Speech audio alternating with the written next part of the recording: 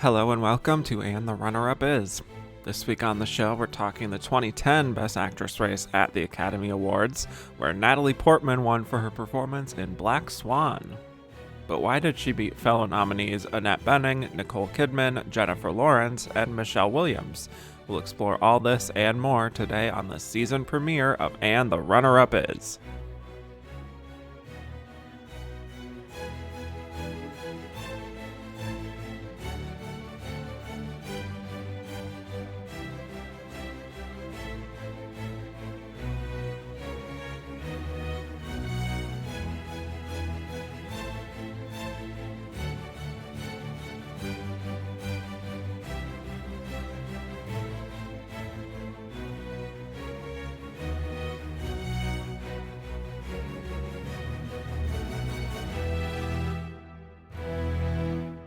Hello and welcome back to the season premiere of And the Runner-Up Is. I'm your host, Kevin Jacobson, here to talk about the 83rd year of Best Actress at the Oscars, which covered the films of 2010.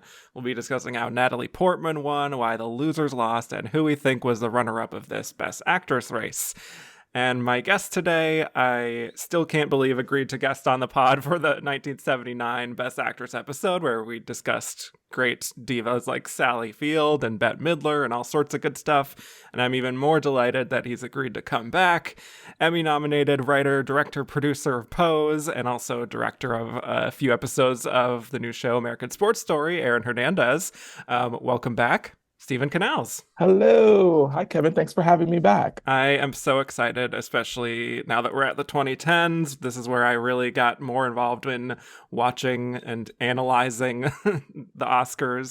This is really when I really started getting into it. So I'm excited to revisit a lot of these, even though they're semi-recent. True story. This was a very important year for me because the previous year, which is when Sandra Bullock won, I fell asleep on my sofa halfway through that show. Oh, no. So I was committed this year. 2010, I was like, I am going to stay up. I'm taking a Red Bull. Like, I am going to watch this entire ceremony. That's so funny. Well, it was an interesting ceremony, as you may remember, with Anne Hathaway and James Franco, and was not particularly well received in terms of that, but some interesting wins, especially this one. But yes, before we talk 2010, let's just get into Best Actress as a category. So last time you were on, you said that your favorite Best Actress wins were Faye Dunaway in Network and Julia Roberts and Erin Brockovich. Great wins. So as an alternative, I would just like to know what's your favorite lineup in this category of all time, if you have one. I'm complicated human, and I love a list. And I've gone back and forth so many times because there are lineups that have performances that I adore. You know, like the 61st Oscars, which is the year that Glenn Close was nominated for Dangerous Liaisons, and Melanie Griffith was nominated for Working Girl, which is one of my favorite films of all time. So there are lineups that to me are just absolute bangers. I really love the 69th year where Frances McDormand won for Fargo. I think Brenda Blethyn and Emily Watson in any other year absolutely would have been up on that stage. So it was really tough for me to pick a year to say like this is the one. But I had to go with the year with the most films and performances that I revisit. And so for me, the 79th year, which is the year that Helen Mirren won for The Queen, is just a banger. Like I think, you know, and I'm sure plenty of people listening are like, of course you'd pick that year. You know, it's a great year. But yeah, Penelope Cruz and Kate Winslet are two actors who, on my short list of favorite actresses of all time, like people who it doesn't matter what they do, I'm gonna watch it because they're in it. Those two actors alone, I mean, my goodness. But then Judi Dench and her performance in Notes on a Scandal, perfect. Meryl is just iconic. You know, I think similar to the conversation you had, I think Helen Mirren is probably her performance in The Queen is probably the only one that I'm not as connected to. And even then, objectively, I can say it's a really great performance. But I think that lineup for me is it's perfect. And a big part of it has to do with each one of those actresses has such an incredible body of work. Yes, excellent pick. And even though a lot of people do, in fact, cite it, it is a great one for a reason. I'm always hoping the Oscars will go back to the energy that we had in 2006 and have Best Actress be like this every year. And you could argue that this one is coming pretty close to that, 2010. So, yeah, such a great time talking about that lineup with Murtada, especially the Notes on a Scandal segment. Hmm. Yeah. But yeah, great pick. And for my other question, you told me your most heartbreaking loss in this category was Whoopi Goldberg for The Color Purple. So now I will ask, what's your most heartbreaking snub overall? Someone who wasn't even nominated for Best Actress.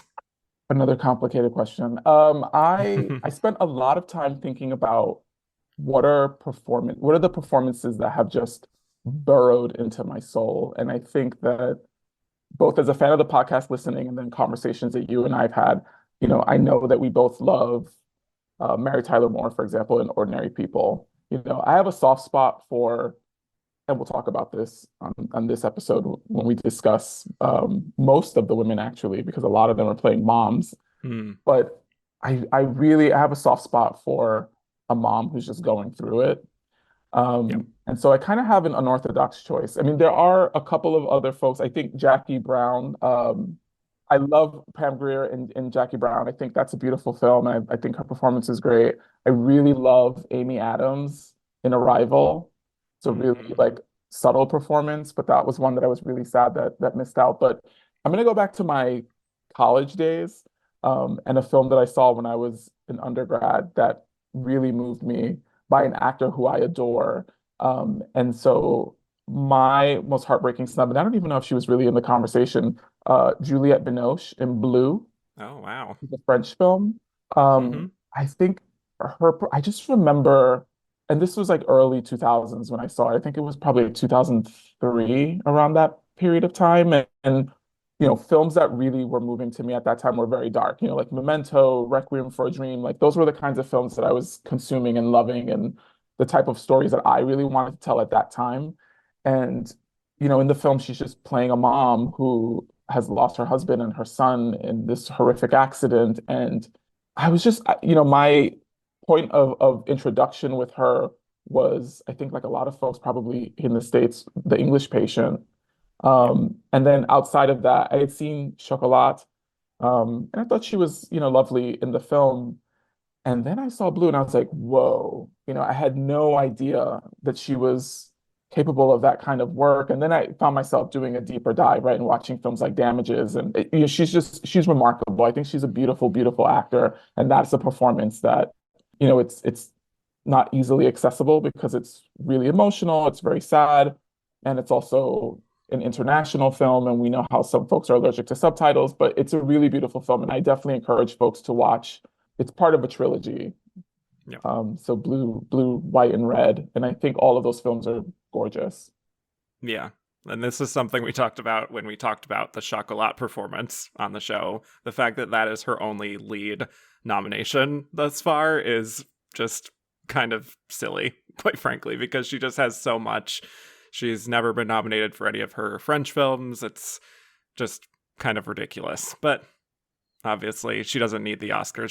She has an Oscar. She has nothing to prove. She continues to put in great work, even to this day, in things Really. like The Taste of Things, So, like, yeah, she is incredible. And I hope that she will get another nomination one day. Like, it's so wild that it's been, 24 years since Chocolat. So, yeah, great pick. So I think we are ready to jump right in here. Let's talk about this year at the Oscars 83rd Academy Awards. The nominees were Annette Bening in The Kids Are All Right, Nicole Kidman in Rabbit Hole, Jennifer Lawrence in Winter's Bone, Natalie Portman in Black Swan, and Michelle Williams in Blue Valentine, with the winner being Natalie Portman. So before we break down these performances, Steven, just curious your overall thoughts on this lineup then and now, if anything's changed. Um, at the time, for me, this was like, again, peak Oscars. I was like, wow, like all of these women outside of Jennifer Lawrence, I had a relationship with their Right. work. And for me, I think the thing that was so lovely is that there were a lot of overlaps to me in these characters and their journey. These are all women who I would assert are fighting to hold it together. You know, so many of these women are just like right on the brink of a Right. breakdown, Hmm. which I really love. I thought the characters and their journeys was something that at the time I was loving. And funny enough, 2010 is when I began my writing journey. I had just enrolled in an online screenwriting class through UCLA's extension. And so at the time, again, you know, films like Ordinary People and Kramer versus Kramer were the films that I was aspiring to write. And so all of these women and some of these performances, you know, the films being really small or the performances being very quiet, was very inspiring to me. I love that. Yeah, and we share similar taste in that regard. This whole category could really be kind of subtitled like "Women on the Verge of a Nervous Breakdown." Truly. So yeah, I mean, for me, other than like 1950, obviously, this has to be one of the best like kickoffs to a decade in the history of Best Actress for me, because this is pound for pound, I think, a phenomenal lineup. I think every single performance here is great and some of the best work of their career, if not the best. I mean, I just love 2010 in film, not just in this category, but just overall. Like, this was a time I was very engaged with going to the movies a lot and following the Oscar race even more than I had before. And, even though we ultimately didn't have that much of a race in the end in this category, since Natalie Portman just swept every single award basically, it was still really fun to follow the different narratives here of like Annette Bening coming back with this knockout role, Nicole Kidman finally getting her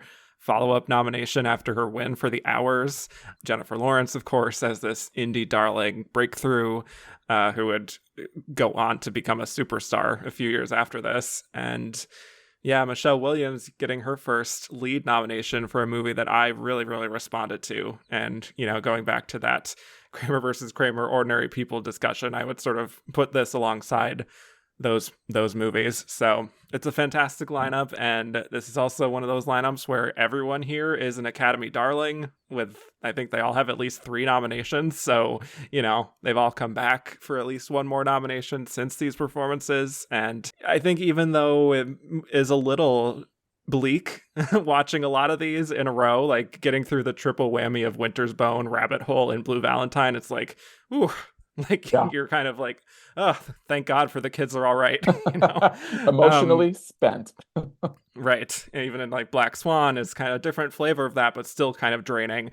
But yeah, it was just really fun to revisit these and sort of think back on my feelings at the time and see these actresses do what they do best. So I think the thing that really came through for me rewatching all of these performances and specifically watching it through the lens of Best Actress is that all of these women really haven't even hit their peak yet. That was the thing that I was so moved by. I was yeah. like, wow, like I think there's so much, like it's great because now we have 14 years post these nominations to look at what their career's been since. Hmm. But all of these women, it's like, oh, they still have so much more to give. It wasn't like any of these nominations was like, this is a career nomination, Right. or this is someone who kind of gave us a great performance and then that's it. We don't see them again. It's like, no, no, no. Like these women are just ramping up, which I love. Yeah. And I also maybe think these are all kind of turning points in a way for almost all of these actresses to really kind of either level up or just continue giving great work in the case of Annette Bening, because she had been Annette Bening by this point, but I think everyone else here really showed their stuff in a way that was like, oh, we have to keep hiring these ladies Hmm.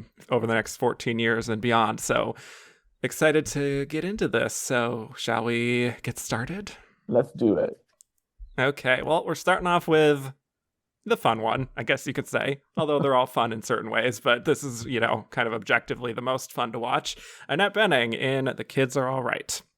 So Annette Bening gets her 4th Oscar nomination here for The Kids Are All Right, and this is yet another performance that some people may have thought she might win for at one point in the season, and then here comes another contender along the way and sort of steals that thunder a bit. But this is her 6 years after Being Julia, her previous nomination, and she's definitely in a bit of a slowdown period compared to her very busy 90s. She only has 3 films between Being Julia and The Kids Are All Right, which were Running with Scissors, The Women and Mother and Child, and she did get some good buzz for Running with Scissors, including a Golden Globe nomination. She was Emmy nominated for a TV movie she did called Mrs. Harris.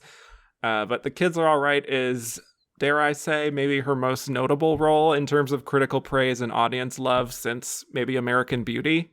I think this even surpassed Being Julia in the overall love for the performance. So Kids Are All Right, directed by Lisa Cholodenko, who wrote the script with Stuart Blumberg, and it was somewhat based on Lisa's own personal life. It was a breakout hit at Sundance. It's about a married lesbian couple, Nick, Annette Bening, is a doctor, and Julianne Moore is Jules, a landscaper kind of trying to find her purpose. And their two teenage kids who they had with the same anonymous sperm donor. And one day the kids find their biological father, Paul, Mark Ruffalo, and try to form a relationship with him. And when Nick and Jules find out, they're a little freaked out, but Jules gets to know him when Paul gets her to do some work on his garden, and in the process, unexpectedly develops feelings for him, and they have sex, unbeknownst to Nick, and that makes things, of course, very complicated. So let's talk Annette Bening, the great Annette Bening, who just got another Oscar nomination this past year for Naiad. So we'll be talking about that down the line. Thoughts on her and The Kids Are All Right. Okay, so obviously, as a former guest, I knew you were gonna open with, your relationship to Annette Bening. And so I was thinking Yeah. about when did I first come to know who she is? And it's really interesting that I think like some folks, I won't say everybody, our first understanding of a person or an artist comes from our parents. My dad Mm-hmm. loves film and television.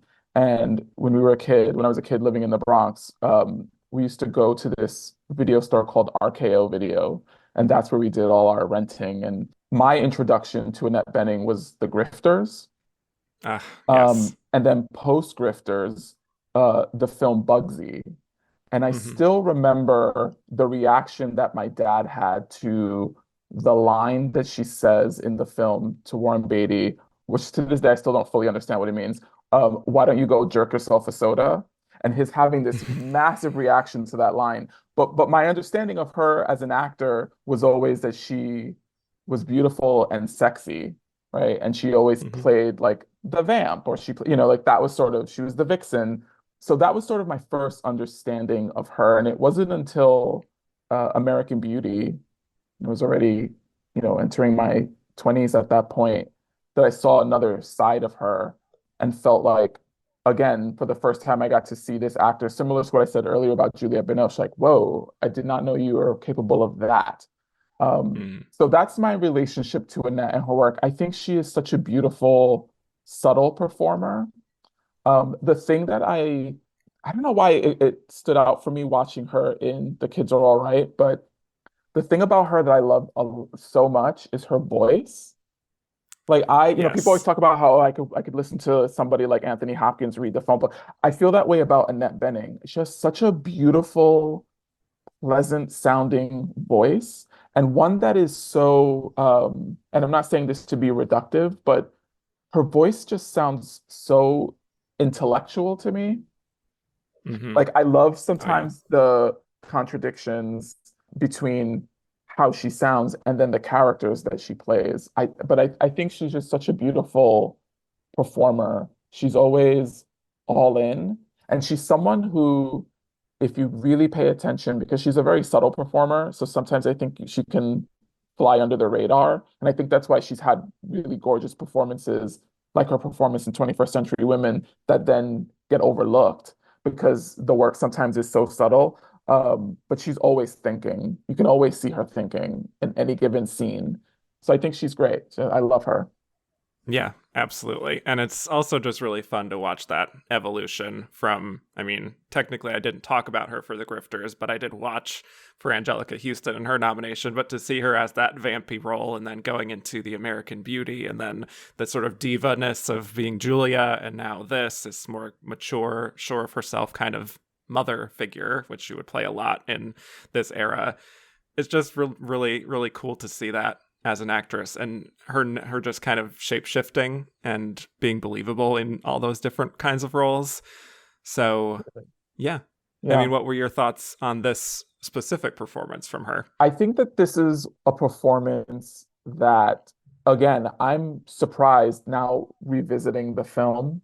And funny enough, true story, I actually just rewatched this film like a year ago. So it was fun to revisit it again a year later, but again, through the lens of let me just pay attention to Annette's performance. Again, very subtle. The thing that I picked up Yeah. on this time around that I loved is she's in so many scenes where she's either not talking or she's sort of in the background, right? And Hmm. Lisa shoots with some of the scenes in like a shallow depth of field, so things in the background are there, but they kind of fall off a little. And I love that in any given scene that she's in, she's always doing something, right? And Yes. sometimes like actors, you can like, as I know as a director, there are times you have to tell folks like, hey, you're still on camera, like you need to be. She just she's in it. She's just in it. You can tell that she knows this character like the back of her hand. I think the strength of her performance in The Kids Are All Right is her reactions, right? There's that scene when Paul first visits, and you can tell that she's studying him. She's reading everything he says, every movement. You can tell like she's just like a viper waiting to strike. Like who is this interloper who's entering into my home and is now part of my family? So I love that moment.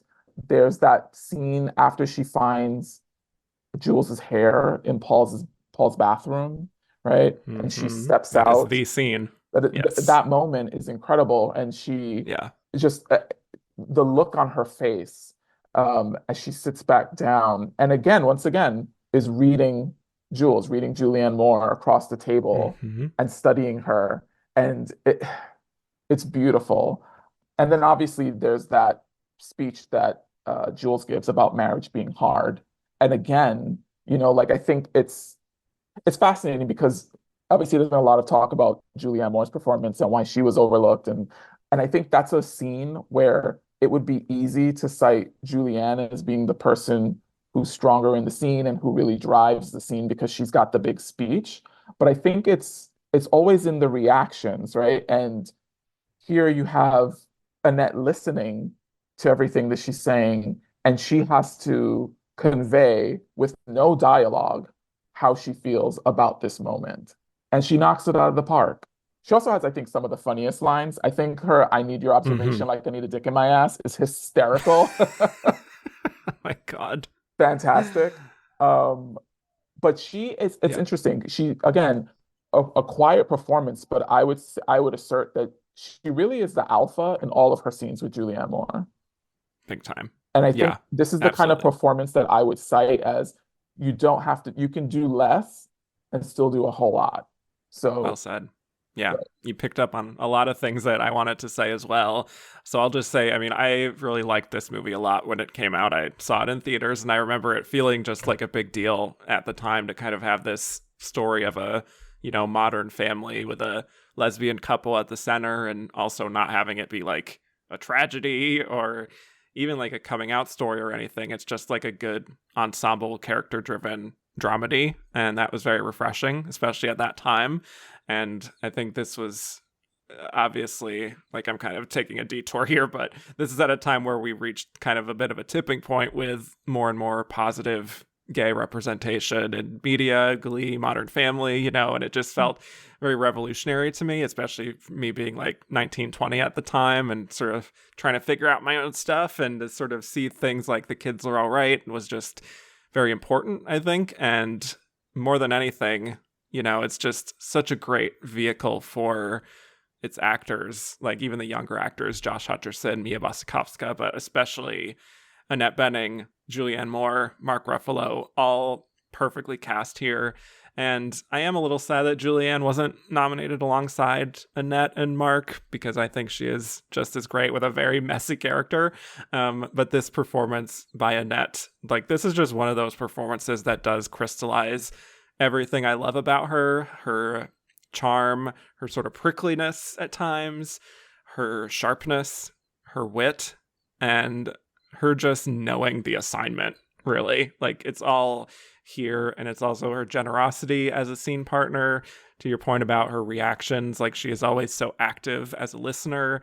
And I think she's fantastic with Julianne Moore, and there is a real history in the way they interact that I think is really warm and for as hard and as intense as this character can be at times, I do find myself really finding her to be the voice of reason and kind of the window into this in a way, even though it's like sort of about the kids in some respect, and it's sort of about Jules's journey too. But for me, I really key into what Nick is going through and her arc, and I do think you could see Lisa Cholodenko and the film really relying on her to give those great reactions.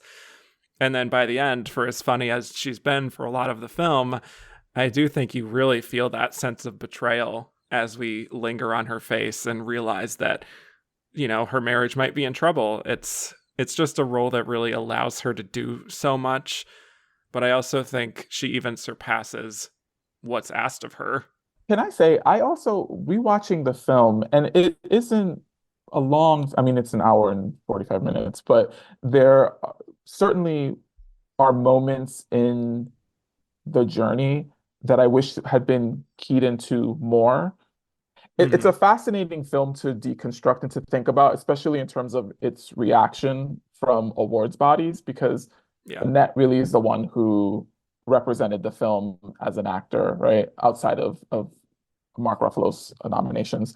And in reality, if we really look at the script, the person who has the greater arc, or at least changes the most in the course of the story, is Jules, right? Yeah. So you could Mm-hmm. argue, I mean, it feels like it's a two-hander to me, but you could argue it's really more Jules' story, or at least those tend to be the performances that people key into more, right? Just, Yeah. I'm thinking if I was in a screenwriting class and we read this and we talked about it, the conversation would be, where's the change for Nick? Where's the moment of growth?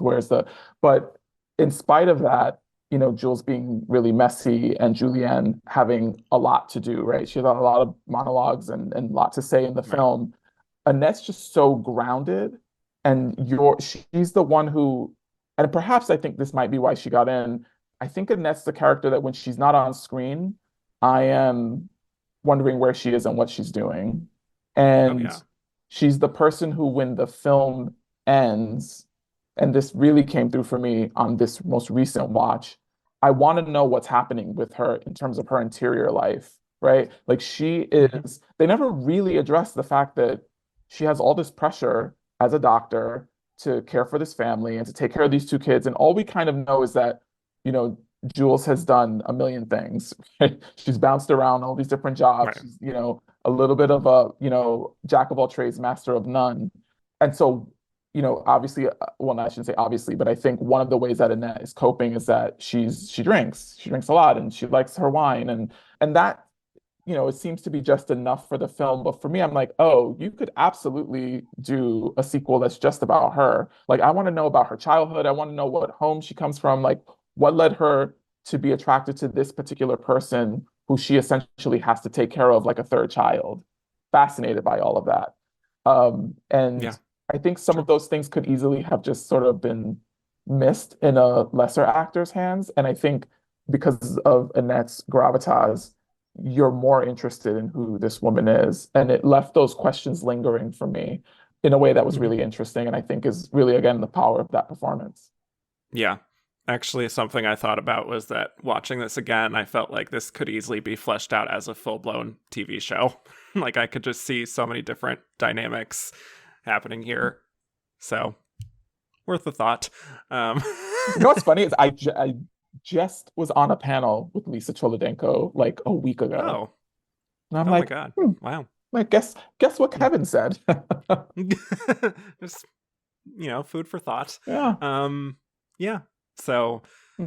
yeah, I mean, also, like, even now I'm thinking about it, just like mannerisms wise, I feel like Lisa is sort of like similar to how Annette is sort of playing Nick in the film, is not all that dissimilar from Lisa herself, maybe. At least just looking at interviews from the time, it seems very Lisa to Yeah. me. Um, I always really like when we see how, like, sometimes an actor sort of channels their director, like Kyle MacLachlan channeling David Lynch sort of thing. Like, that's always Hmm. fascinating to me.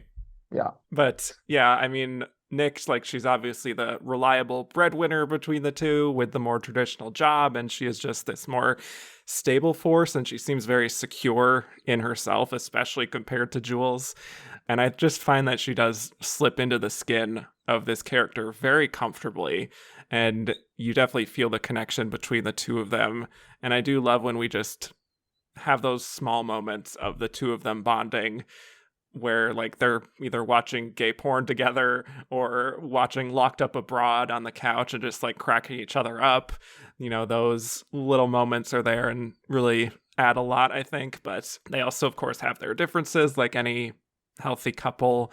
I love whenever Nick kind of prods Jules a little bit in terms of like, oh, you bought a truck and didn't really consult me about it first, in a way that's like she's not particularly thrilled by it, and you can kind of see her on her face just really kind of questioning, how am I gonna say this in a way that's not going to offend Jules necessarily, and then is a little bit condescending once they talk about it again in bed, but still not trying to get in a fight necessarily. I just love whenever Annette kind of leans into that slightly prickly side of her that she's just so good at communicating, where it's like you can tell she really wants to be more direct, but also she has to be careful because Jules is clearly the more sensitive between the two of them. So, and then of course, whenever we get those little bitchy moments, I love like when Jules, of course, is telling Nick to cool down with the wine and not, Nick is just like, yeah, okay, same goes for the micromanaging, okay? Yeah. Just like that sarcasm and her little head nod of being like, am I being clear? Basically, that kind of tone is, I love that energy from Annette whenever we get it.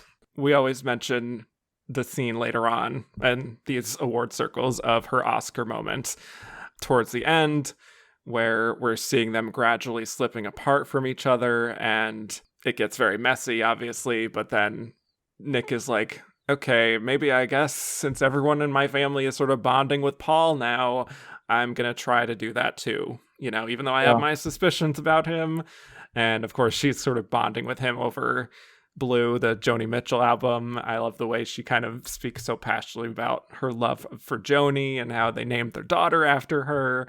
And then when she starts singing All I Want and just like goes on a few extra lines, perhaps too long with it, but I just love that we stay in the awkwardness of that, and she kind of like loses herself and like goes to this other place almost. It's interesting because she doesn't have an obvious Oscar clip in the film, but that scene at dinner where she's talking about Joni Mitchell and she sings, for me, I was like, oh, that's it. That's the one. Yeah. Like Right. it was in that moment that I thought, like, it's everything that she does so well on full display. I thought it was such a beautiful moment. I was like, wow, it's just, and it's everything you're talking about, right? Like it's honest and it's raw and it's a little uncomfortable and it's just, and she's in it. She's really in her she goes pocket for it. in this performance. Oh, absolutely. And obviously, like you mentioned before, the scene where she goes to the bathroom and sees a few strands of Jules' hair, and then goes to Paul's bedroom and sees more, and realizing the truth here, which is that she's been cheating on her with Paul, and just her processing that as she sits down at the table again and the noise goes out and we're just kind of in her head in close up. It's such a fantastic silent moment as she just is reconciling with this betrayal and also sort of trying to figure out, what's my next move? How am I going to confront Jules about this? Am I going to make a scene? Maybe not. Am I just going to try to trick her into admitting it? Like, it's just, you see her mind really working very actively. Can I also say I love the fact that she, after finding the hair, was like, I'm just gonna go right into your bedroom and do some more Yeah. sleuthing. Like I am a Yeah. Detective Latoya just like that. And so one of my favorite moments. You're like, I feel seen I in this feel moment. very Yeah. affirmed. Yeah, I mean, and their argument scene after that is so good when she does confront her about it. And she just has tears in her eyes. And she really just has this energy of like, I can't even recognize this person who I love anymore. And it's just like so confusing and hurtful, and really resents that Jules is saying that she's felt so distant from her, as if, she's blaming Nick in some way about it. I think that just like everything from the Joni Mitchell singing all the way through this scene is just really what clinched the nomination. for Because sure. to your point, a lot of the, beginning to middle feels like Jules's story in some regard because she's the one that connects Nick and Paul. But yeah, this is the sequence where I'm like, okay, this is why she got in. So of course, in the end, when Paul comes to the house to meet with Joni and sort of patch things up with the family, but they want nothing to do with him. And Nick calls him straight up an interloper and just basically says, never talk to us again, essentially. And for as tense as the family is by this point, it's like she is still going to protect what's hers. She is still going to be that mama bear. And then with that scene of Jules laying out her feelings and talking about marriage being hard, it's like a quasi apology of sorts to Nick and the family for hurting them. All Nick can do in that moment is cry. It's such a beautiful reaction, such a great performance, so humane and so grounded. And I think there are elements of the film that could have felt very like almost sitcom-y in a way, just in terms of the sort of setup here, and could have been very contrived.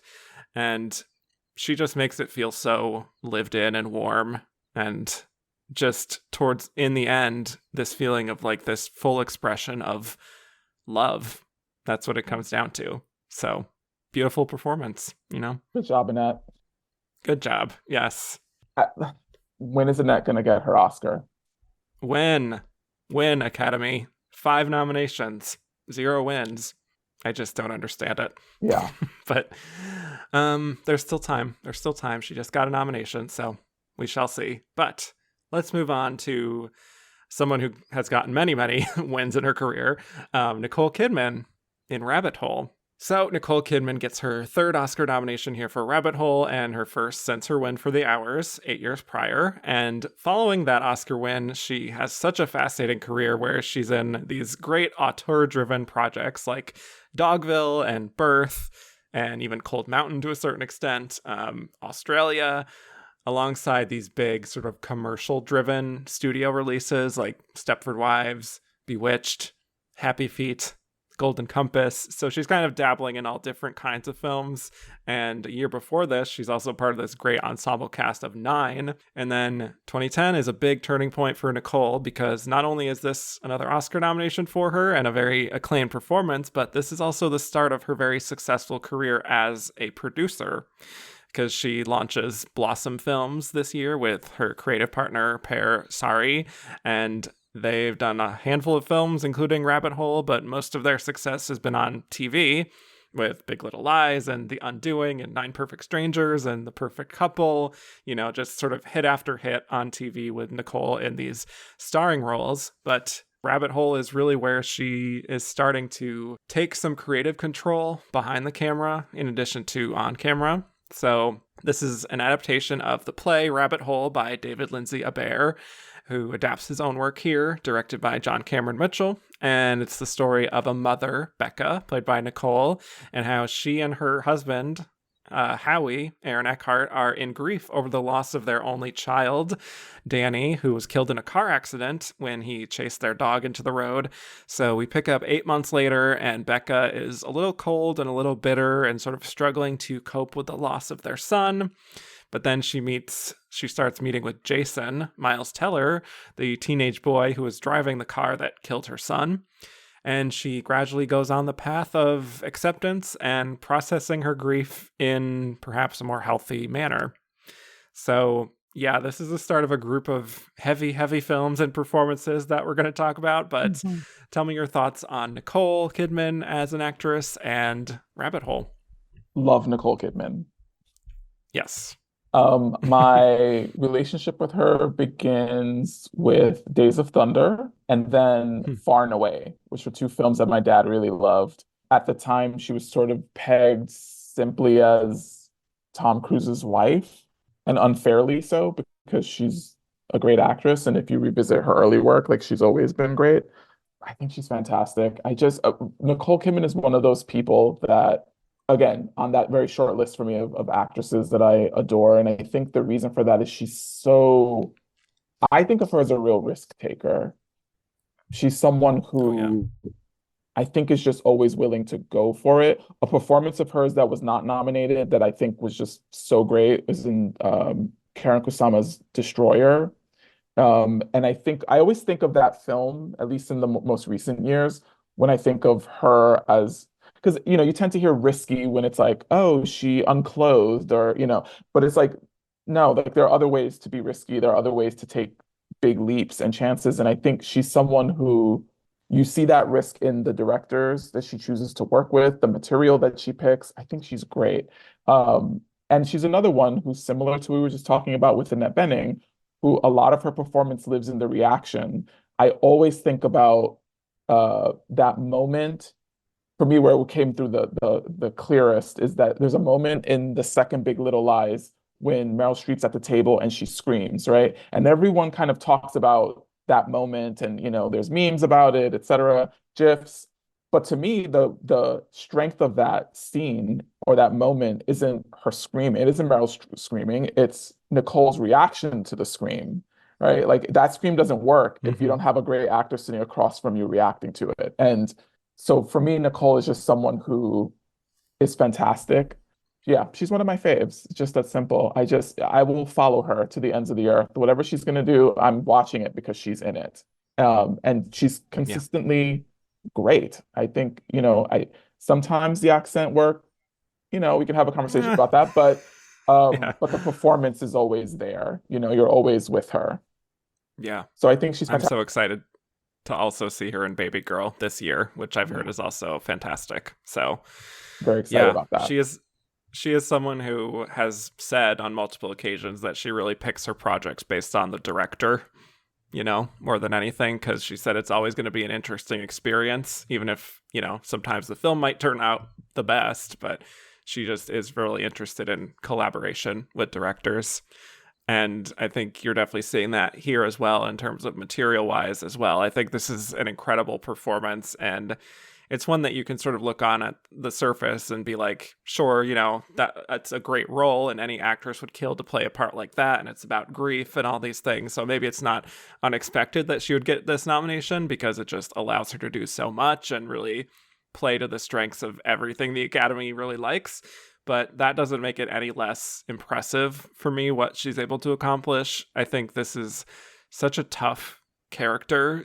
She's not always the easiest person to root for, but that is, she said that that's what excited her about this, to take on this role. She's always so great with these kinds of characters who are pushed to the edge, and she says some pretty nasty things to her family, even though, a lot of them, they're just kind of trying to help her the best they can. I think there's also like almost a similar tension I picked up on this rewatch of what Anne Hathaway is doing in Rachel Getting Married, where Mm. it's just like this very almost blunt character who can make things a little awkward and difficult for people around her, obviously for different reasons between the two. But I think the magic is in seeing her evolve and coming to understand her and empathize with her despite some of those flaws. And I think it's just exciting to see Nicole really embrace a cold character like this and really not shy away from being a little nasty. And I think she really did her homework and really got into the mindset of this character who it's like she values a certain level of independence, and she also kind of hates cheap sentiment and doesn't want to be patronized to or condescended to. And it's hard when people don't know the right thing to say, or they do condescend a little bit, or even other parents processing grief in a different way, like from a more religious mindset, for Mhm. example, like that grinds her gears too. And I think you see someone really wrestling with a lot of frustration that she doesn't always know what to do with. And I think her negative feelings really start to come out in unfortunate ways where they could kind of hurt the people who are closest to her. But yeah, I love that she doesn't go for like easy sympathy necessarily. And the film doesn't make it an easy sort of weepy film about a parent's grief necessarily. Like it's very raw and really tough. But I think she and the film really get to a very cathartic place towards the end, you know? Yeah.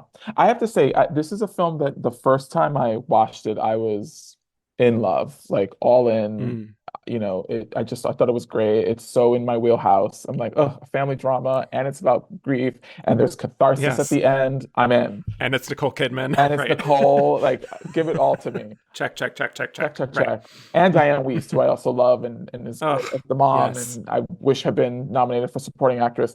Um, Hmm. just great, great, great. But watching it again, I think it's interesting. The movie doesn't always work. Like there are, I think structurally there are some areas where it lags, and there are a couple of like there's some connective tissue between moments that doesn't always work for me, particularly I think in the Howie storyline, maybe more so than Yeah. Becca's. Um, Hmm. but watching it this time around, I will say, just to personalize the experience, in my family, we had a lot of grief between 2021 and 2022. We lost six family members, and there was just Wow. and it was a really tough time. And I have, other than dealing with my own grief, I've also had a front row seat to, my mom has been grieving because she lost both her mother and her sister, who was her best friend. And so I went into this watch with a different perspective and understanding of what Nicole is going through. And so it's fascinating because the moments you were talking about where she's really sharp or prickly, my empathy for her was through the roof, where I understand, like, oh, I get where that's coming from. Like that, Hmm. so much of her reaction to her mom or to her sister just looked really familiar. I was like, I get that. I understand. I think that what Nicole is doing here is, again, really like it's really subtle work. There's a lot of face acting happening. There's a lot of shots, mediums and close-ups where we're just with her. So her performance really lives in her expression, which I feel like we should know. It's interesting because there was so much talk about Nicole Kidman's face leading up to Rabbit Hole, right? It was like post the Yeah. hours, people were like, what is she doing? And there was I don't remember exactly what the discourse was around that. And it was obviously really problematic. But I remember when this film came out, that was the big talk, was like, oh, it's a return to form, and we can actually see expression from her again. Again, that's a whole other conversation that we could get into that I Yeah. think is really I know. problematic. And uh, but all that to say that if there's ever any question about Nicole's level of talent or what she can do, it's like just watch Rabbit Hole, because the camera frames her in a way where there is nowhere for her to go, right? And so Right. the the performance, and I would argue really the film overall, kind of lives and dies by her and specifically her face. You've got that scene in the garden, when the friend comes in and steps on her flowers, and it's just such a subtle shift before she's like, no, no, it's okay. There's that beautiful moment when when Izzy reveals that she's pregnant. And that's one of those where it's like knife to the heart, like, and you Yeah. can see her fighting so hard to just be happy for this news and to not squash it. Hmm. The other scene for me, the one that really kills me, is when she goes to donate the clothes to her sister. She takes, she kind of packs up the baby's room, and she brings her this bag of clothes, and she's like, "You're gonna need all these things." And finally, it's just like, "It's fine, I don't need it." And her sister eventually is honest and is like, "I just think it would be weird to see my child wearing those clothes." And the reaction to her sort of just saying, "Okay, fine," and putting the clothes back Mm. in the bag. And it was like every time she reached to grab another piece of clothing to put it back in the bag, oh, my heart shattered. Just I know. heartbreaking. And it's not heartbreaking because of the moment. It's the moment, and it's the way that she sells it. It's like you can just see the pain on her face. And she is just, again, like a woman on the verge of a breakdown. She's fighting so hard to just not scream all the time. But it's not all doom and gloom. Like there are really great funny moments as well. Like when Yeah. they're at the therapy session, and there's like that reveal that they've been attending for 8 years, that one couple, and she just completely rolls her eyes. Um, the moment when the couple's talking about their daughter needing to be taken because she needed to be an angel, and she's questioning Yeah. like why didn't God just make another angel? Like I think He's God after all. like Yeah. hysterical. That was another thing that came through for me Hmm. this watch is how funny the movie is. I don't think I've The dark comedy. Yeah. completely. I watched the film this time around with my husband, and I think it's the first time I've watched Rabbit Hole with someone, and I Hmm. don't think I've ever laughed before. I think I've always just been really locked into the drama, and I laughed so much this time. So I was like, oh, it's Hmm. actually much funnier than I remember. But her, regardless of where tonally the scene lives, she's always emotionally right there, and this is one of those films where if you watch it without the dialogue, like if you put it on mute, I think you would still have a sense and an understanding of what's happening narratively because Good point. Yeah. it's just her face. Everything lives on her face. You always know exactly emotionally where Becca is. Yeah. I completely agree. There is nowhere for her to hide, and that's exactly why she took on this role, I think, to really prove herself and challenge herself. And she just feels so within the character's mindset and not judgmental of the character or playing into the flaws. Like she just is living as this person, if that makes sense, and is just stubborn in a way and almost narrow-minded, you could say, perhaps, in her thinking, that she can't really process other people's viewpoint and how they grieve, and see how they process their emotions differently. And like, I don't know, there's the similarity that I thought of, Mary Tyler Moore in Ordinary People, where there is some of that coldness that's kind of abrupt and chilling at times, but there is that other layer that she's communicating of how deeply she has buried this grief, even when the character herself isn't conscious of it necessarily, which is always so impressive for me to watch an actor do.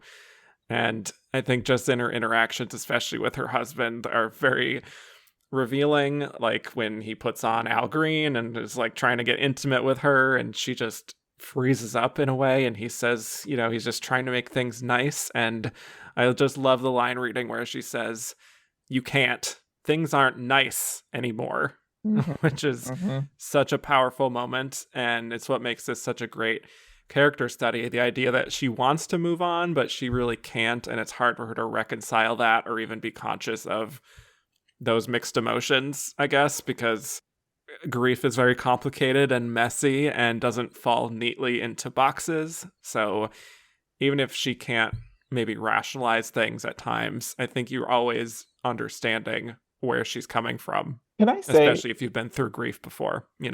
absolutely, absolutely?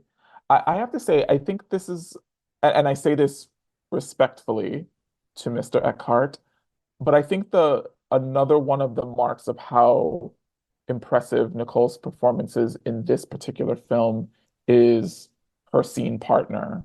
Because her two really big emotional scenes, I mean, most of her scenes are emotional, but the two really big ones, or at least the ones that you tend to see cited, that was her Oscar clip, is that initial argument around Al Green playing, and then the second, just banger of a scene after the video is deleted, right? And she's confronted about, did she do it on purpose? And Yeah. it's interesting because those two scenes, particularly the second scene when the video is deleted, is one of those clips like on YouTube that I'll go back to when I need inspiration when I'm writing, right? Or like if I just, Hmm. I really love her and that performance in that moment. Watching it this time around and watching the entire film just as a complete body of work, I was like, I just found myself thinking, Aaron's overacting. Like there's a lot happening with Yeah. him in these scenes. Like he didn't, if you pay attention to Nicole specifically, there's levels, right? She doesn't just go for it. She's like a pot of water that's been put on the stove, and she goes from cold water to a slow simmer to a slow boil to roiling over, right? And he's just every scene right there. It happens in the scene with Miles Teller as well when Miles comes to bring her the comic, and immediately he's like already Mach 10 screaming at him. And I found, Yeah. so anyway, I say all that to say that I was more impressed by her performance this time around than I've ever been because I thought good for her that she was able to still modulate what was happening, because if acting is reacting, she should have been screaming at the top of her lungs right from the beginning, just like him. And she doesn't do that, right? Like she holds it Yeah. back and she lets us feel the pain before she fully lets herself go there. Yeah, that is a very good point. I mean that whole sequence of the argument is very raw and very painful, but necessary. I mean, like I think with Aaron, the way I sort of took it is that they just are processing this completely differently, and so they are just kind of on different frequencies to begin with. So that may be part of it. I don't know, but I do agree that she does tend to provide more nuance overall to the character with respect to Aaron, of course, who is good. But yeah, I mean, like some of those lines in that sequence too, where she's like, do you really think that I don't see him every second of every day? And like, you know, she's hitting herself and like, maybe I'm not feeling enough. And it's just so visceral and almost startling, just the depths of like what she gets to there. Really, really powerful stuff. Like it takes you aback a little bit, at least for me. Yeah. Um, She's raw. She's and just raw in the film.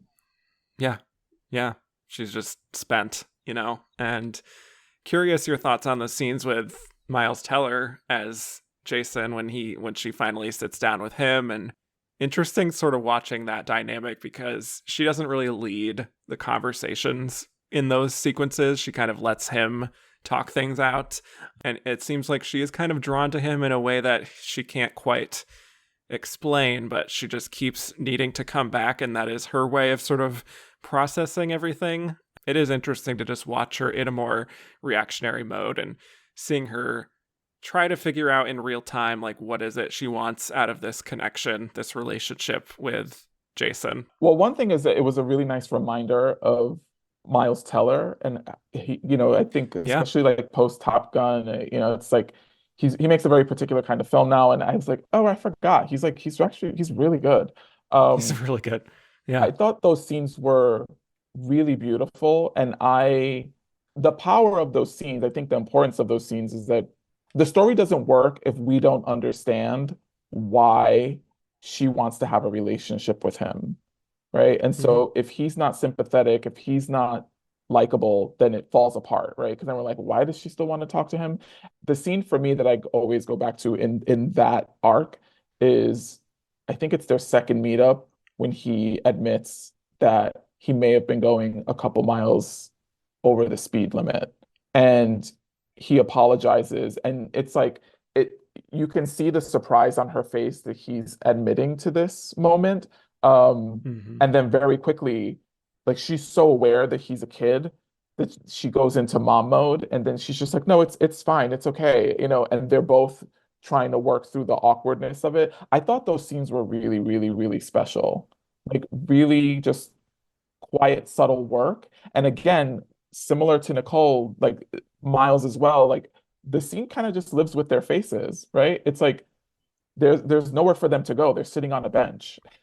So it's just Yeah. conversation between two people, and they just have to be in it. They just have to be feeling the emotions of the moment, and they have to express it in a way that's believable to us. I think that Hmm. all those scenes are just very, very subtle. It's subtle work. Neither one of them is doing too much in those scenes, which also is a nice reprieve from some of the other scenes in the film, which are much bigger, right? So it was always sort of Right. even though they're talking about things that are really emotional, those scenes for me always felt like a breath of fresh air. It was like, oh, okay, because they're cultivating a relationship with one another. And I actually found myself, perhaps for the first time ever while watching the film, rooting for that relationship. Like I wanted them Yeah. to maintain that relationship really for both of them, right? We don't get to Hmm. spend time with Miles Teller's character, so we don't know exactly how he's feeling when he's home alone. But I loved that connection for them and for her, like we can see how important it is to Becca's healing to have a relationship with him.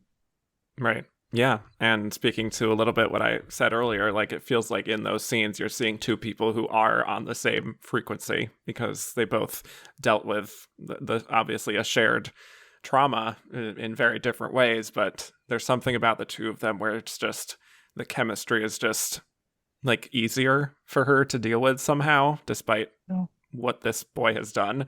And it's not that she's magically healed or anything after this, but she still is making plenty of not so great choices, like when she slaps a woman at the grocery store, for example. Like she's not perfect, but there is a catharsis in her chats with him that is important to her eventually getting to a better place, and she's never going to be fully over it, which I think the film is just so smartly written and clearly I think is coming from a very realistic place of wanting to portray grief in a way that isn't easy and sentimental. So, and the scene that I find very moving is when Diane Wiest, as her mother, is talking with her about her own grief over losing her son to drug addiction. Now it never really goes away.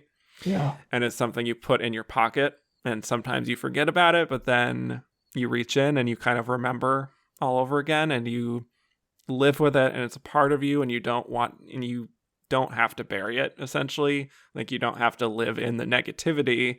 And as she says, like, it's what you've got instead of your son, so you carry it around, which is such a beautiful expression of grief and the relationship between a parent and a child, especially, and how, even if her son may be gone in the physical sense, there is an odd sort of comfort in knowing that he'll always be there, kind of on a spiritual level. Yeah, a beautiful, poignant scene.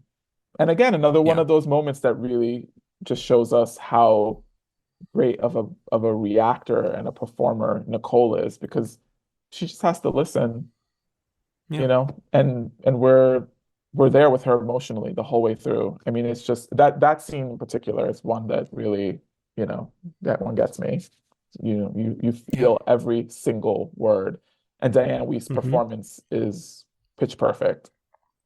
Pitch perfect. I have to Yeah. also say another thing about Nicole's performance that I really love is I love like the subtle physicality. And there are a couple of moments in the film for me with her that are I love it. They're small, like they're really, really minute moments. But in the scene when they're bowling and Diane is talking about her son, and Howie and Becca are getting ready to leave, and she finally tells her, like, Mom, I wish you would stop comparing them. And there's a Mm. moment as she's like going off about it, that, well, while Becca's, telling her mom, like, I wish you wouldn't make this comparison. And Aaron Eckhart goes to grab Nicole Kidman's arm to sort of pull her to walk away. And she sort of pushes his arm aside and very quickly kind of gives him like a stop. She puts her hand up as in like, leave Mm-hmm. me alone. And it's such a quick beat. And she doesn't even acknowledge verbally what she's doing. It's a quick gesture, but there's so many moments for her in this film with gestures that I really love, because I think more often than not, especially with like really dramatic work, it tends to be that you have like an actor just planted, right? And so they're just speaking, they're just crying, they're just screaming.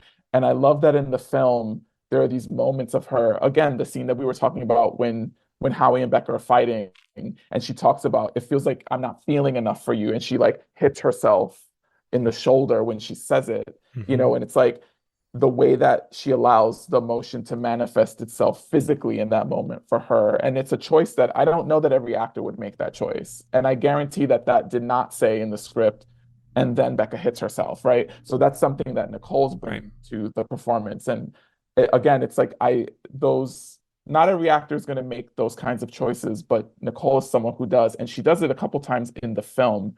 And the way that she leans back in the scene in therapy, and she kind of very quickly whispers to Howie, like, I'm ready to go. Like, after she makes that comment, it's like, again, she could have just turned to him, but she makes this big moment, this huge gesture to lean back as she says it.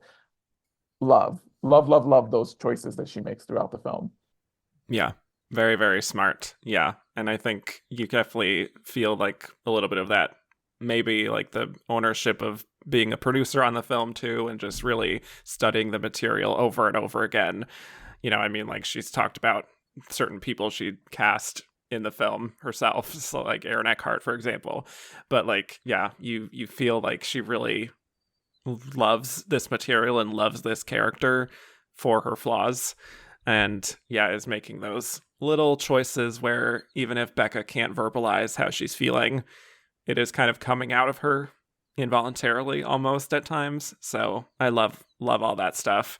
And same thing, of course, towards the end where, we see her kind of spying on Jason and when he's getting into a limo for prom, I think, and just like the sight of him getting into a car triggers this memory of him getting out of the car after he ran over her son, and she just in the car just weeps openly, which is also a gif that I feel like I've seen on Twitter and things like outside of the film, but like in the context of the film it's actually really really affecting and really tragic because it's just like this finally her alone just taking this moment to herself to just let it all out finally. Yeah. Yeah. Heartbreaking. Yeah. But it's a beautiful film. The ending is nice and bittersweet, and you do wonder how they'll go on from there, but you feel like they will get to a slightly better place now. So I always love an ending like that. So yeah, wonderful, wonderful performance, and one that I think, I don't know, I feel like it doesn't get talked about as much as it as should be. So yeah, watch Rabbit Hole. Watch Rabbit Hole. Yes, that's my homework for the audience this week. Watch all of these, really, because they're all fantastic, but especially Rabbit Hole. Okay, well, shall we move on? We shall. All right, here we go. Jennifer Lawrence in Winter's Bone. So Jennifer Lawrence is actually our first introduction for this episode, and I'm excited that we're now in the Jennifer Lawrence era at the Oscars, which will kind of burn bright and fast over the next 6 episodes or so, but hopeful she can come back with another nomination soon. But Jennifer Lawrence, she was born in Kentucky. She acted in school plays and eventually was discovered by a talent scout when she was on vacation in New York when she was 14. And her first major role after some TV guest spots was The Bill Engvall Show, which she was on for 3 years in the late 2000s. She was in a handful of independent films, but Winter's Bone was her breakthrough in the mainstream, and it was really off to the races from there and on the path to becoming a megastar, but more on that in a few weeks. So Winter's Bone is an independent drama directed by Deborah Granick, based on the novel by Daniel Woodrell. So Jennifer stars as Ree Dolly, a 17-year-old living in the Ozarks, kind of living on the margins, and she has to take care of her family, including her mentally ill mother after her father's gone missing. And she also cares for her younger siblings. And then one day when the police come by, they reveal to her that her father, who was scheduled to appear in court, has disappeared, and she is threatened with the possibility of losing their house as part of his bond if he doesn't turn up. So Ree sets off on a mission to find her father and comes across this seedy underbelly of the Ozarks in the process. So let's talk about this very exciting breakthrough moment for Jennifer Lawrence. Curious for your thoughts on Jennifer then and now and her performance here. Yeah, I like Jennifer Lawrence. I think she is a solid actress. She, if I'm being honest, isn't someone that I'm usually rushing to watch their work. I think she's Mm-hmm. more often than not happens to just be in films that I'm watching, as opposed to like, Okay. oh, Jennifer's in that, I'm excited to see it. Mm-hmm. But I think she's a really great actress. This film isn't one that I remember. Like I think I saw it when it first came out. I really sort of, and then it's just, you know, left my brain. So watching it or rewatching it for her performance, it felt like I was watching it again for the first time. I have a lot of thoughts here. Okay. I think overall, I would say I didn't love the film. There was for a number of reasons. I think there's a lot of lesson dialogue, as I would put it, in the film. You know, there's a lot of like, lines like, don't ask for things that should be offered, or, where a man's at isn't necessarily for you to know if you're listening. If you're listening, you've got the answer, like stuff like that, which is just a little like, oh, okay. Um, and I think an hour into the film, it really felt like we were just sort of watching a girl walk from place to place, sort of asking a lot of questions, Sure. and then getting handouts or getting free things or being given things. And maybe that's a reductive way to talk about the film, but I think her performance in the film is anchors it. It makes her really great, right? Like she is in all of her work a very natural actress. And this in particular isn't a very showy performance, right? Like it's very subtle. I would say, as someone who, again, is pretty familiar with her work, I was actually taken aback because, again, I hadn't seen it in a while, where I was like, oh, I forgot that like she could be this subtle, because I think a lot, Mm-hmm. especially her work with David O. Russell, really requires her to do a lot. What I found fascinating about the performance in the film, and I think this is the beauty of her being cast in it, is that I really see Jennifer Lawrence as an actress as kind of an old soul, right? Like she's just got this very grounded, very adult demeanor, which I think is great when you juxtapose that against her public persona, right? Because I think about that, where she was always sort of like very quirky, and you would imagine that she would be getting the kinds of roles that Emma Stone, who is quirky, leans into it as well, but also lets that be expressed in her filmography, right? I feel like Jennifer Mm-hmm. Lawrence is maybe more so now, like her recent work has been more comedic. But at this Yeah. time, when she was like just a supernova, it was Hunger Games. Like she was just doing a lot of like really adult work, and then all those Mm-hmm. David O. Russell films where she was kind of I don't want to say miscast because she's good in those films, but she's always sort of playing someone who's a lot older than her. And I Yeah. think because of this old soul quality, I think it's just like, well, the audience will buy it. But all that to say that here, I think she's giving a really subtle, really quiet performance. She's a sister, but in a lot of ways, I would argue that she's really playing a mom. Mm-hmm. And we see that, I mean, obviously, it's exhibited most clearly in the relationship with her siblings and the way that she talks to them and interacts with them and she's teaching them. But I kept finding myself being reminded of, but wait, like she's a kid also, right? Like when she would go visit some of the women along the way, they would refer to her as child. And I'm like, oh, right. Mm-hmm. Like those are not her kids. Like those are her siblings. Like, but she's she's a woman on a mission, and isn't going to take no. And I appreciate her gumption. And I think Jennifer grounds the narrative in a way that's very real. And the dialogue that sometimes for me felt a little, either a little clunky or like just a little writerly, I put it you two that way. Like I felt like I could see the writer's hand sometimes in the dialogue, even in her mouth, still feels really real and authentic. I agree. Yeah. I have a very interesting perspective on Jennifer Lawrence because she was a big deal for me in this era, and I really Mm. felt like I was on the ground floor, like with everyone, of discovering her and appreciating her for this performance, and just seeing her meteoric rise from here, actually, was just really fun to see. Not fun to see some of the backlash that came with that, but with the whole thing of like, oh, she is annoying. She's not quirky. She's annoying. Like there's a lot of discourse in like the early to mid 2010s, but she is someone I really resonated with and just felt a connection with. Ironically, because of the reasons that some of the backlash hit, which is that she just does feel very relatable and real to me, and someone who really just had fun and was unambiguously herself in interviews. But yeah, like with Winter's Bone, I remember a lot of the early buzz out of Sundance where this premiered, and I remember thinking, like, Jennifer Lawrence, okay, I have to remember that name for whenever I see this. And, like, also as stupid as it sounds, I remember thinking, like, that's such a strong, like, movie star name. Like, I can really feel her becoming a star.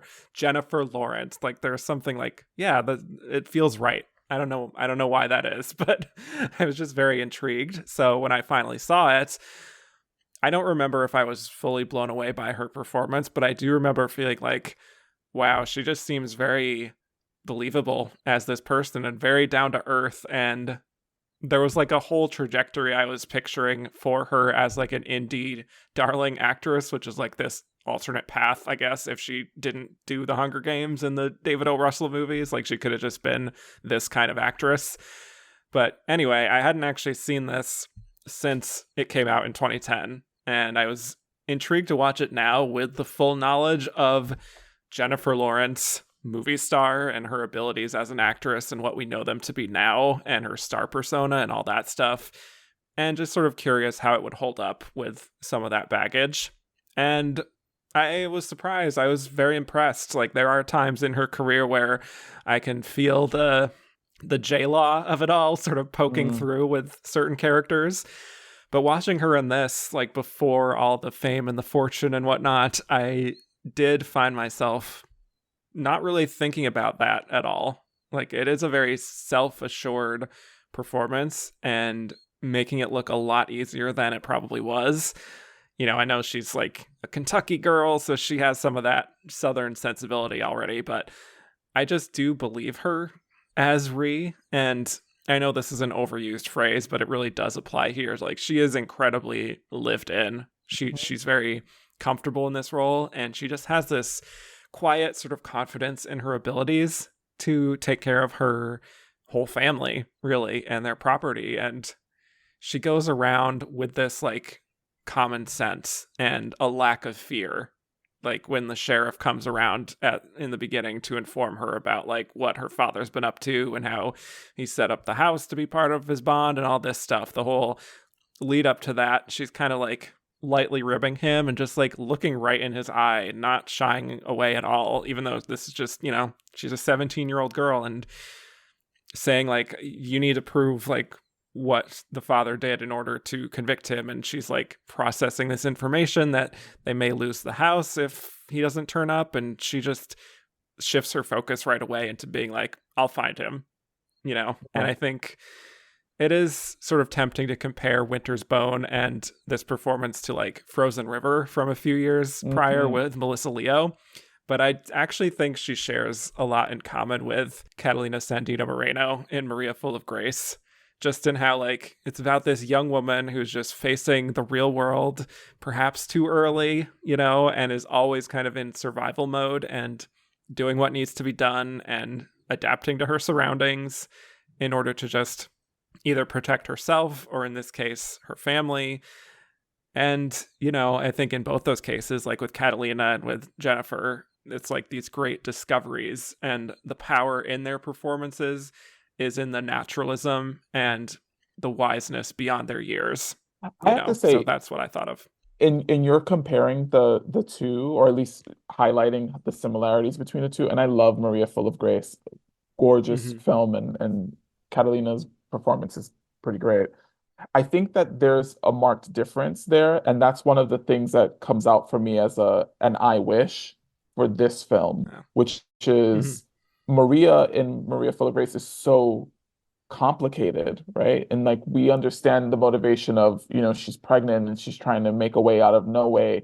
I think here in Winter's Bone, I didn't necessarily, it took a while for me to clock into like, what is her want? Like what, it's again, this is very like Mm-hmm. screenwriterly of me to say, but like what's her desire? Like what's the thing that, Right. and I felt like I finally kind of clocked into it partway through the film. And I think this is actually for me, one of the strongest scenes because it's the first time that we get to see Ree really be vulnerable. Because I would say throughout the journey, she's really strong and very confident. And even in the scene when she gets the hot water thrown in her face and, she's basically been beat up. And even there, she plays it in a way where she's not quite worried, right? Like I never got a sense of I knew she was in a dangerous situation, but she plays it in this subtle way of, but I'm gonna be okay, right? Like I'm still a woman on a Right. on a mission.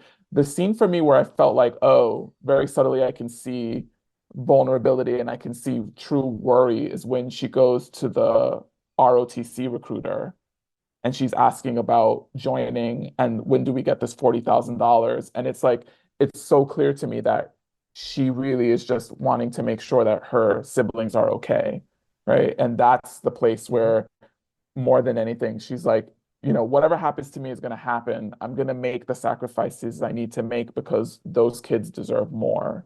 And that really for me was the scene that I really love the scene. And it's, I think it's a simple scene. So, I think it could be overlooked, but I felt like I really understood Reem most after that moment.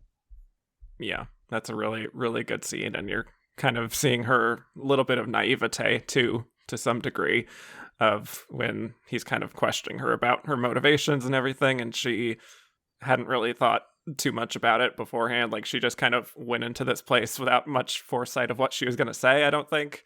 So yeah, that's a really good in the moment kind of scene. I think there's also another scene that is quite striking for me when she's out in the woods with her mother and they're just talking and Yeah, almost begging her mother in some degree to help her, and she's like, please help me this one time, and yeah, she's tearing up, and she it's like she wants her mother to be her mother for her, but then, you know, she just doesn't respond at all, and she's just realizing, okay, I don't really have anyone to rely on, so it just has to be me, so I just have to move forward. yeah. She has to make this big decision.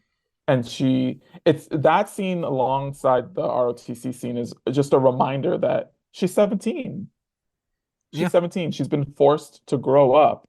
And again, I think the beauty in Jennifer's performance is that she gives us those levels, right? So she plays Ree Mm-hmm. in this very strong, very confident way. And then there are these scenes that allow us to see, nope, actually, I'm still a kid and I'm still figuring things out.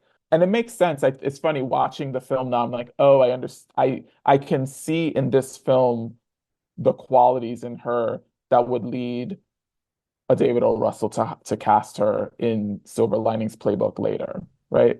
Because Oh yeah. she can play both of those sides and do it really well. Absolutely. Yeah. I mean, as it goes on, like when she does start to keep asking too many questions around town and it gets her into trouble, very interesting dynamics we have going on in the film where we see like the women in the family of this drug kingpin kidnapping her and like roughing her up and intimidating her, and then the men sort of interrogating her. Like that whole sequence is just interesting to sort of watch her adapt. I think she Mhm. is a very adaptable actress overall, and she just kind of starts to lay out some of her motivation there, where she says she doesn't even care who killed her father, because at this point she is pretty certain that he's been killed. She just instinctively just knows he was murdered. Now I just have to like figure out how to keep my house. That's literally it. And probably by this gang that he was involved with is the one that murdered them. And it's like, I just have to prove it to the police that he's dead. And even though it's like this monologue of, it's a film where this is another one where I feel like dialogue wise, it doesn't really, that's not like where the strengths are for her performance. It's also a scene where it doesn't feel rehearsed at all for me. It's very natural, and you see her as Ree adapting and trying to get her way out of this situation by implying that she won't even like pursue this further as long as she knows, just point me in a direction of where to find him. That's pretty much it. Yeah. So I mean, and that's where her uncle, played by John Hawkes, steps in, and he kind of becomes this ally of sorts in this mission. And even though they have different goals, where he kind of wants to find out who did kill his brother and she just wants to find out where he is, they are still family, and they're both headstrong, and they both want some resolution so they could move forward with their lives. It's like this kind of uneasy alliance, but it's definitely a key relationship where she can have someone finally to rely on who shares her need to like take action and get shit done and move forward, you know? So that relationship I did find quite fascinating. Yeah, they have great chemistry. I will say, Mm-hmm. watching the film, I would love for her to go back to doing more indie work. Because I think Yeah. to your point earlier around the dialogue and the way that she sells it, I think what really came through for me, and this is just an overall impression, is that a lot was written about in the beginning of her career, and she herself acknowledged it quite a bit in interviews that she's not a trained actor. But I think in Right. this film in particular, I think if she had been a trained actor, I think some of these moments, scenes wouldn't have worked, right? I think the Right. benefit of her not being trained is that, again, it felt like a skin, she just, Mm-hmm. it's just lived in, is really the way to put it. There's nothing was being put on. It didn't feel like there was any kind of affect happening, which I thought, again, is a credit to her. And it's interestingly, I don't always feel that way about her and her work, but I felt that way Yeah. here. it's fascinating because again, she's such a personality and a supernova. So she's gone.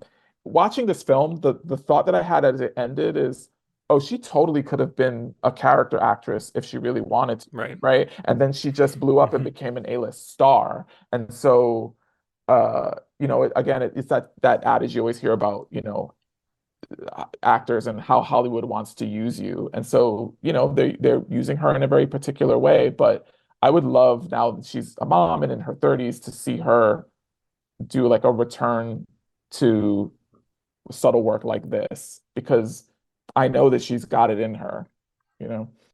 Yeah. Well, I don't know if you saw Causeway from a few years ago, but that felt Oh like yeah. kind of a return to that particular style. So, and she's going to be in a Lynn Ramsey movie soon, so that might be interesting in that regard. I don't know. So, you Yeah. know, I do think that the sort of heights of what she dealt with, I guess you could say, in the mid 2010s, and just always being constantly scrutinized and everything, and just all the attention that came from that, she didn't love. That did not come naturally for her, and so she did have to step away for a little bit.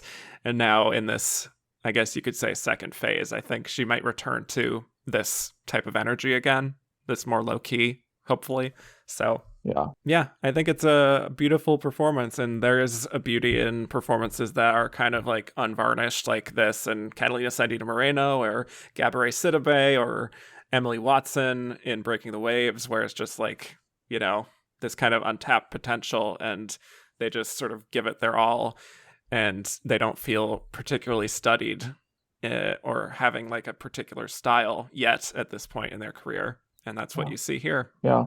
So It very shades of I think you talked about this the year that Kate Blanchett was nominated for Elizabeth, where it's always nice to see a performer get a nomination and then know that, oh, it wasn't just like them giving them a gold star and saying, good job, but that they really see potential and that actor actually yeah. gets to go off and do great work. Yeah, totally. And I think it's a credit to the Academy and to the other awards that kind of put it on the map that she was nominated, because this easily could have been a performance and a film that was overlooked because of how subtle it is. Yeah. So Yeah. there you go.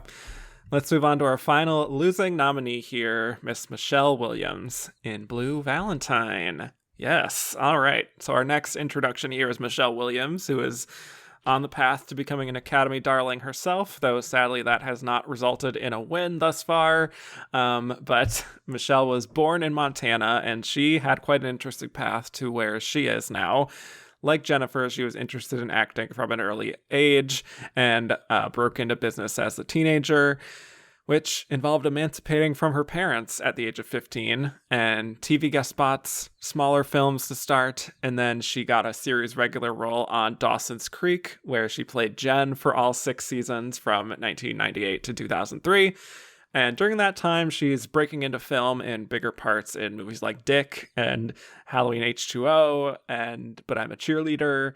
And after Dawson's Creek, she appeared in more independent films like Prozac Nation, United States of Leland, The Station Agent, Land of Plenty, gradually getting better parts until she lands a key role as Heath Ledger's wife in Brokeback Mountain, which is where they met and eventually dated and had a daughter. But she also got a lot of critical praise and awards, and her first Oscar nomination in Supporting Actress. Eventually, she and Heath separated, but after his death in 2008, it really kind of rattled her, and she took on a lot more demanding parts, like in Shutter Island, and then with Blue Valentine here, which is a film that took many years to get made, but she was involved with it as early as 2002.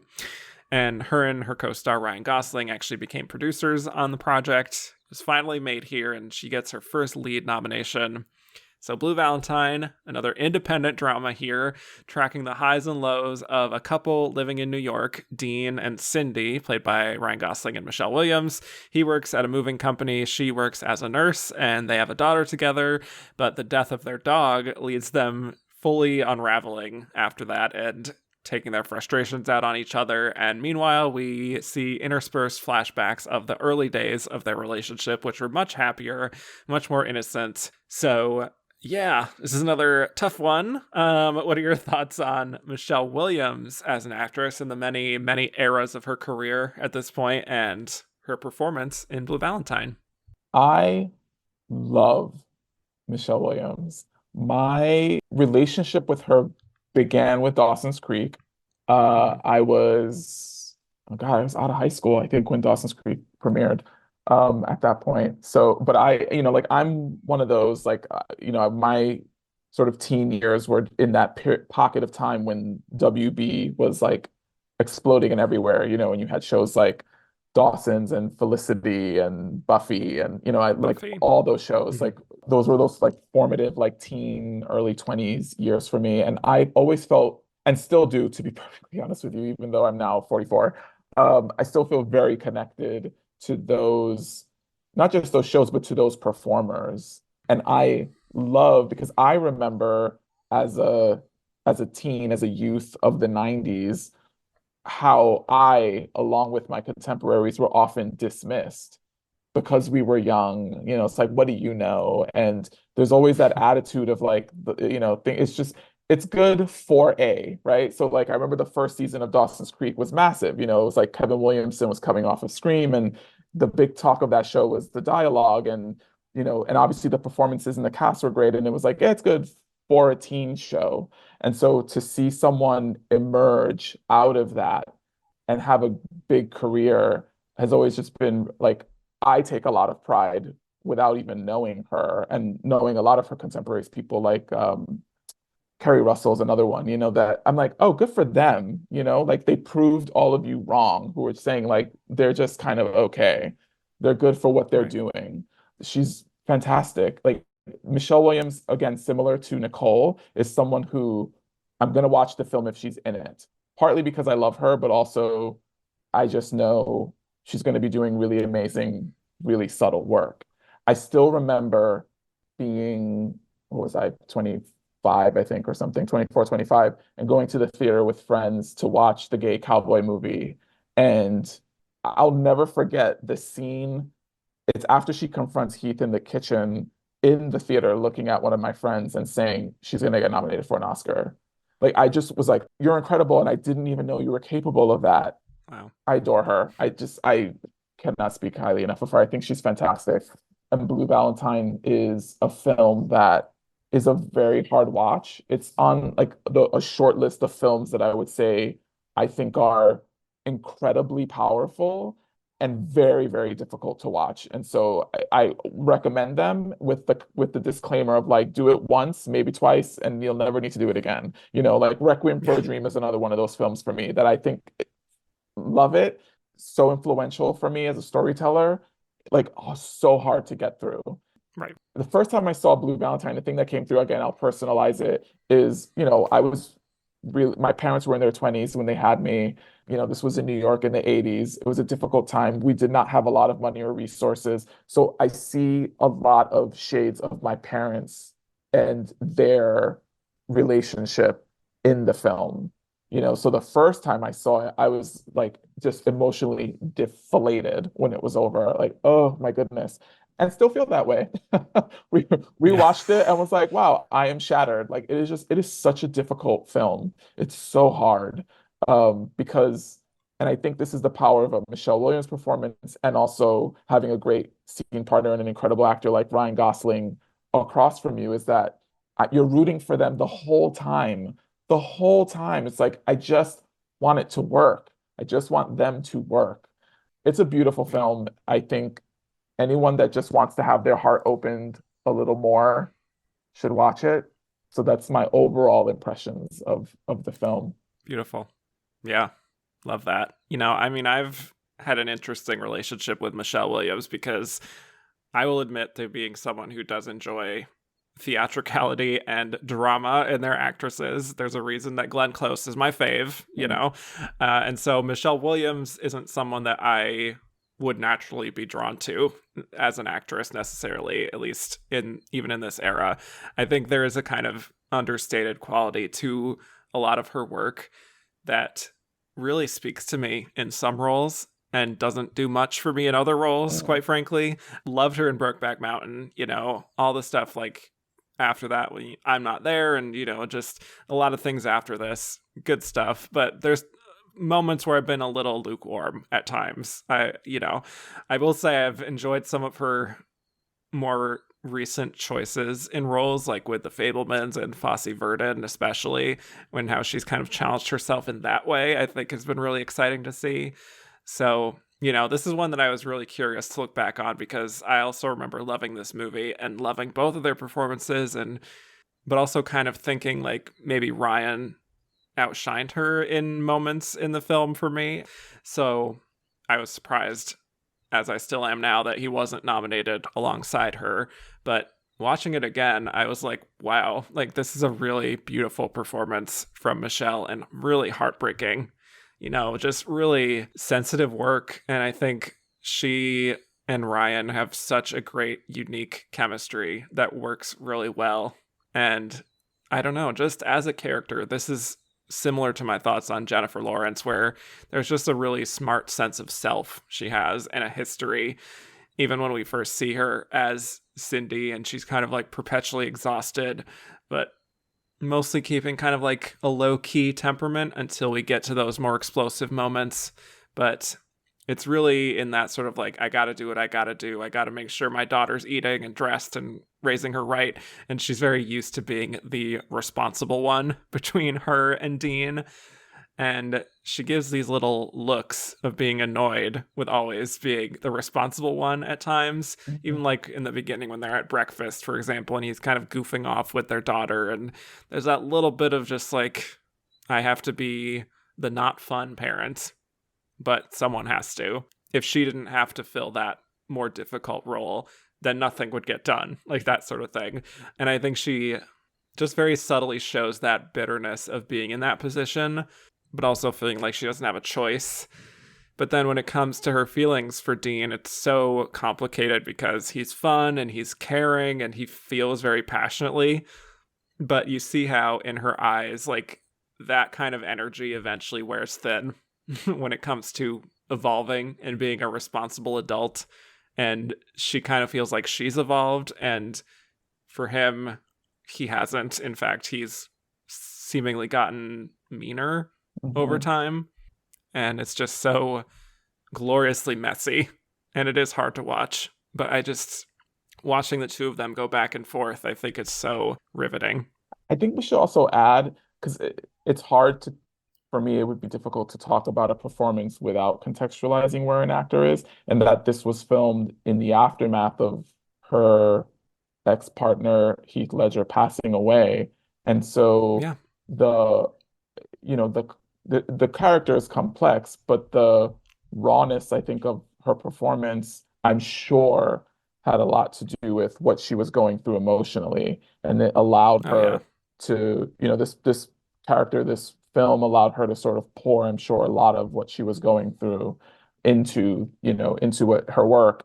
The other important thing to note is that I know Derek Cianfrance has talked quite a bit about that he spent, I think there was like a month where Michelle and Ryan were living together and spending time together so that they could build a more natural rapport to, express the arc of these two characters. And so all of that, I think, lends itself to their chemistry on screen. Like they really are fantastic scene partners together. And Yeah. I kept finding myself thinking, God, like, why haven't they made more films together? Like, I want to see them on screen again. They were so great. Yeah, I know. As much as we've seen him and Emma Stone, like I want that reunion with Michelle Williams too. Yeah. I think even in those flashbacks where like she's kind of shy and introspective and quiet, there is also this old soul quality that I think Dean is attracted to, that like this is someone a little bit different than other girls. And she's obviously very pretty, but there's like also an emotional centeredness that draws him in and draws us into as viewers. Like there's something about her that's like she's kind of holding back in a way that makes you want to lean in and know more about her. And I think that slightly aloof quality, that slight distance there can be at times with Michelle Williams, is actually what makes her a very compelling actress, especially in this era, like the sort of naturalism of her collaborations with Kelly Reichardt, for example. Like it's very understated, but I do think there's a lot of intelligence and an intuition that is very compelling to watch, and it's very like indefinable. Like you can't really put a word to exactly what she's doing, I guess, but you just feel that she is not a movie star playing a character. She is just a working actress who has just lived a life and becomes these people. Yeah, I think yes, what you're speaking to is watching the film again, the word that came to mind is naturalistic.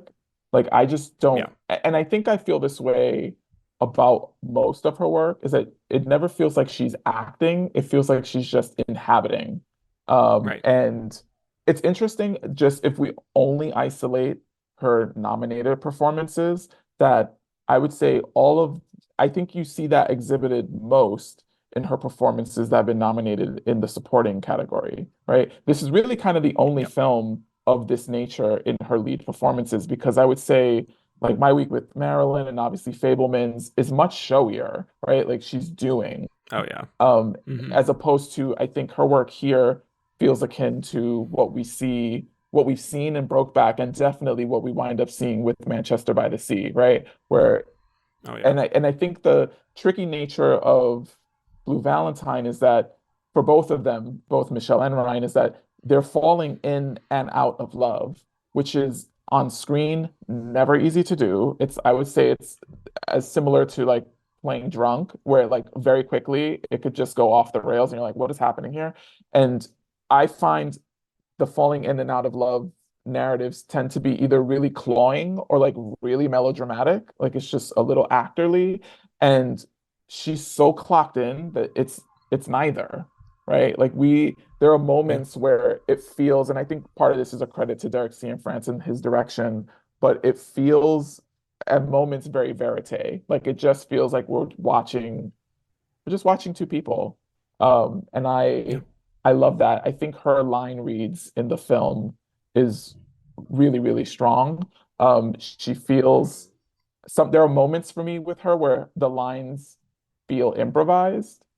There are scenes specifically between the two of them where I'm like, I wonder if was this scripted, or did they just kind of like, did he just turn the camera on and say, here's sort of what you're going to be talking about, go? Because there are moments for me where they step over each other's dialogue, or it doesn't feel actorly at all. I just feel like I'm watching two people existing. That scene when they're in the future hotel, and Mm. they're talking about what do you want to do, and like she's asking him all these questions, and that whole moment I thought is incredible. And then obviously the kind of moment is that final sequence, that emotionally shattering, I'm so out of love with you, there's nothing, and Yeah. okay, it's one of those where like if you just turn the video off, if you were just listening to it, it would still break your heart, like, and there's Yeah. something so beautifully believable about every single moment in this film. Yeah, Yeah. Hmm. she's pretty phenomenal here.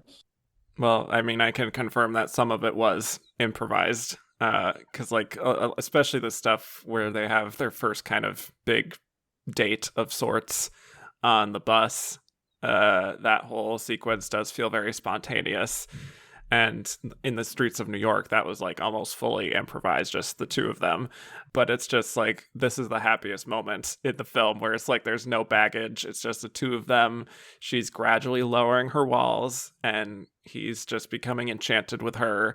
I love her super dark child molester joke that she says on the bus, and her kind of being proud of herself for getting to him in that way. And, her singing too on the streets of New York, and him playing the ukulele and him singing "You Always Hurt the Ones You Love" and her dancing along to it. Like, it's very, I mean, that could have been very cloying if it was, different actors or played out differently, but it's so effortless. It's so believable, and their chemistry is electric, I think. But as you're watching the film, of course, because we're going back and forth between past and present, there is that feeling of melancholy to it.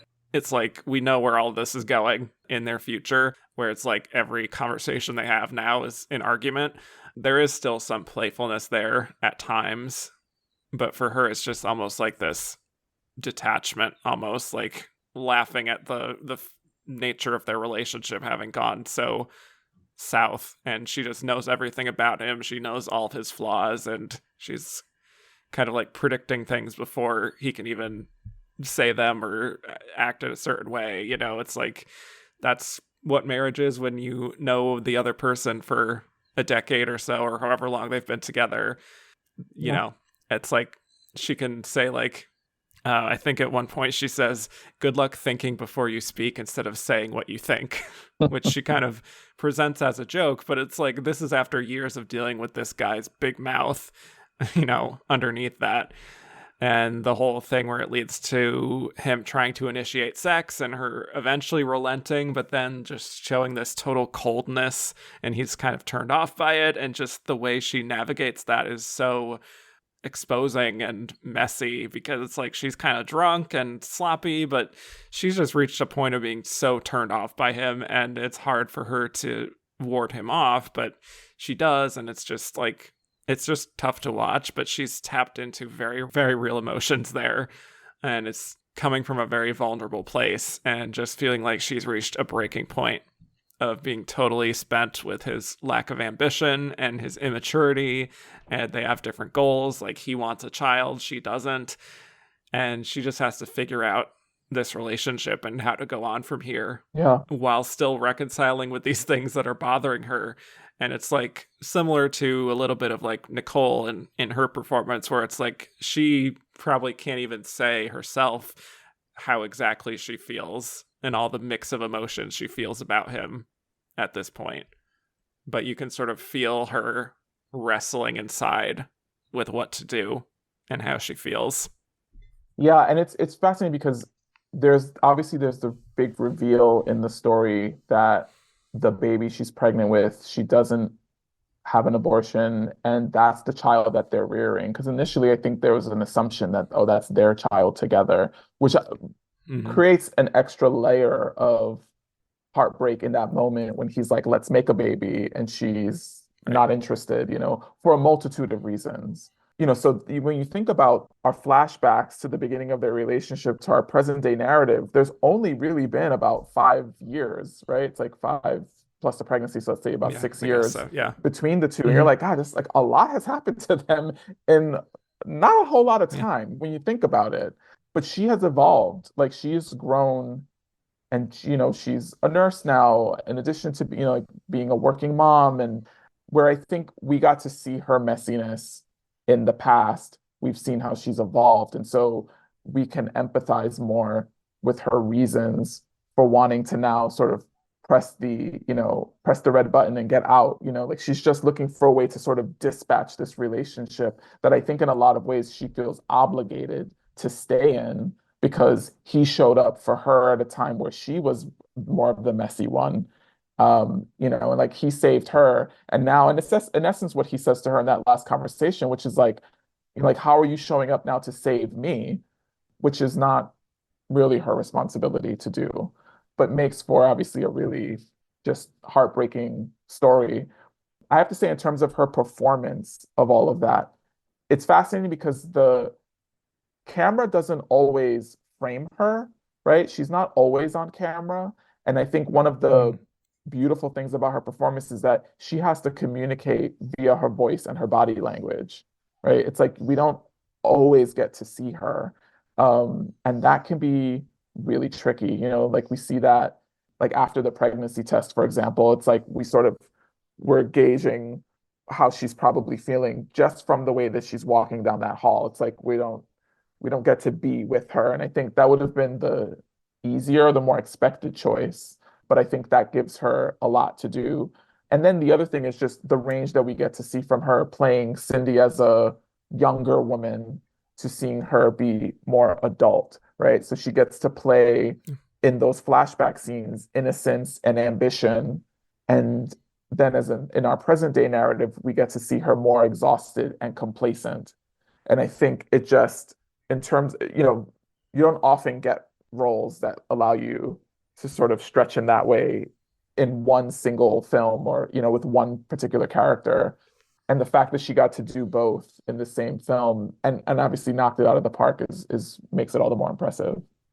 Yeah, especially to have that arc over the course of, like you said, 5 or 6 years, and still make that transition point feel believable and like they are still the same person. It is really tricky, but she really nails it. And then, obviously the whole climactic scene of when he goes to her workplace and makes a big scene, that is such a difficult sequence to watch, but they're both just really killing it in that particular sequence. They're both so riveting. It's one of those things where you may be charmed by him up to a certain point in the film, especially in the early sequences, and having his clear flaws, but kind of still empathizing and understanding where he's coming from. But like in that moment, you are fully on her side and her desperation to de-escalate the situation. And then when she's not getting through to him, just being direct and yelling back at him and shoving him, it's really emotionally wrenching, and you really feel for her, and you feel like, okay, this is it. This is the breaking point. It has to be now. Yeah. If it's not going to be now and after this, it may never happen. And that's not sustainable for me or my daughter. Yeah. Yeah. So. And culminating in that just heartbreaking moment of them stepping out and then his throwing the ring and yeah. then immediately regretting it and then looking for it. And then she steps out to help him look. It's like, oh, these two. It's a lot. I know. Exhausting. But yeah, of course, in the end, kind of agreeing to go their separate ways and leaving us on a rather bleak note. You just see how painful it is for her. But she, again, just has to protect herself and her daughter. And that's what it comes down to. And this is another one where, like, I really am so curious where her life goes from here. Not that we need a sequel, but like it really leaves you in such a place where it's like, I don't even know what the future holds for her. I know it's going to be tough, but I think she made the right choice. This is another one that I think, similar to what you said earlier, could also be like, this could be a limited series, right? And you could give us, over the course of 8, to 10 episodes, give us the full range of everything that happened, and let us actually see what happens post this separation. Mm-hmm. Similar to like a Normal People or One Day, or, a lot of shows come out these days about 2 people in a couple and exploring through time. So, or Scenes from a Marriage. That's another one that was on HBO recently. Certainly. Yes. Okay, shall we move on to our winner? We shall. All right. Natalie Portman in Black Swan.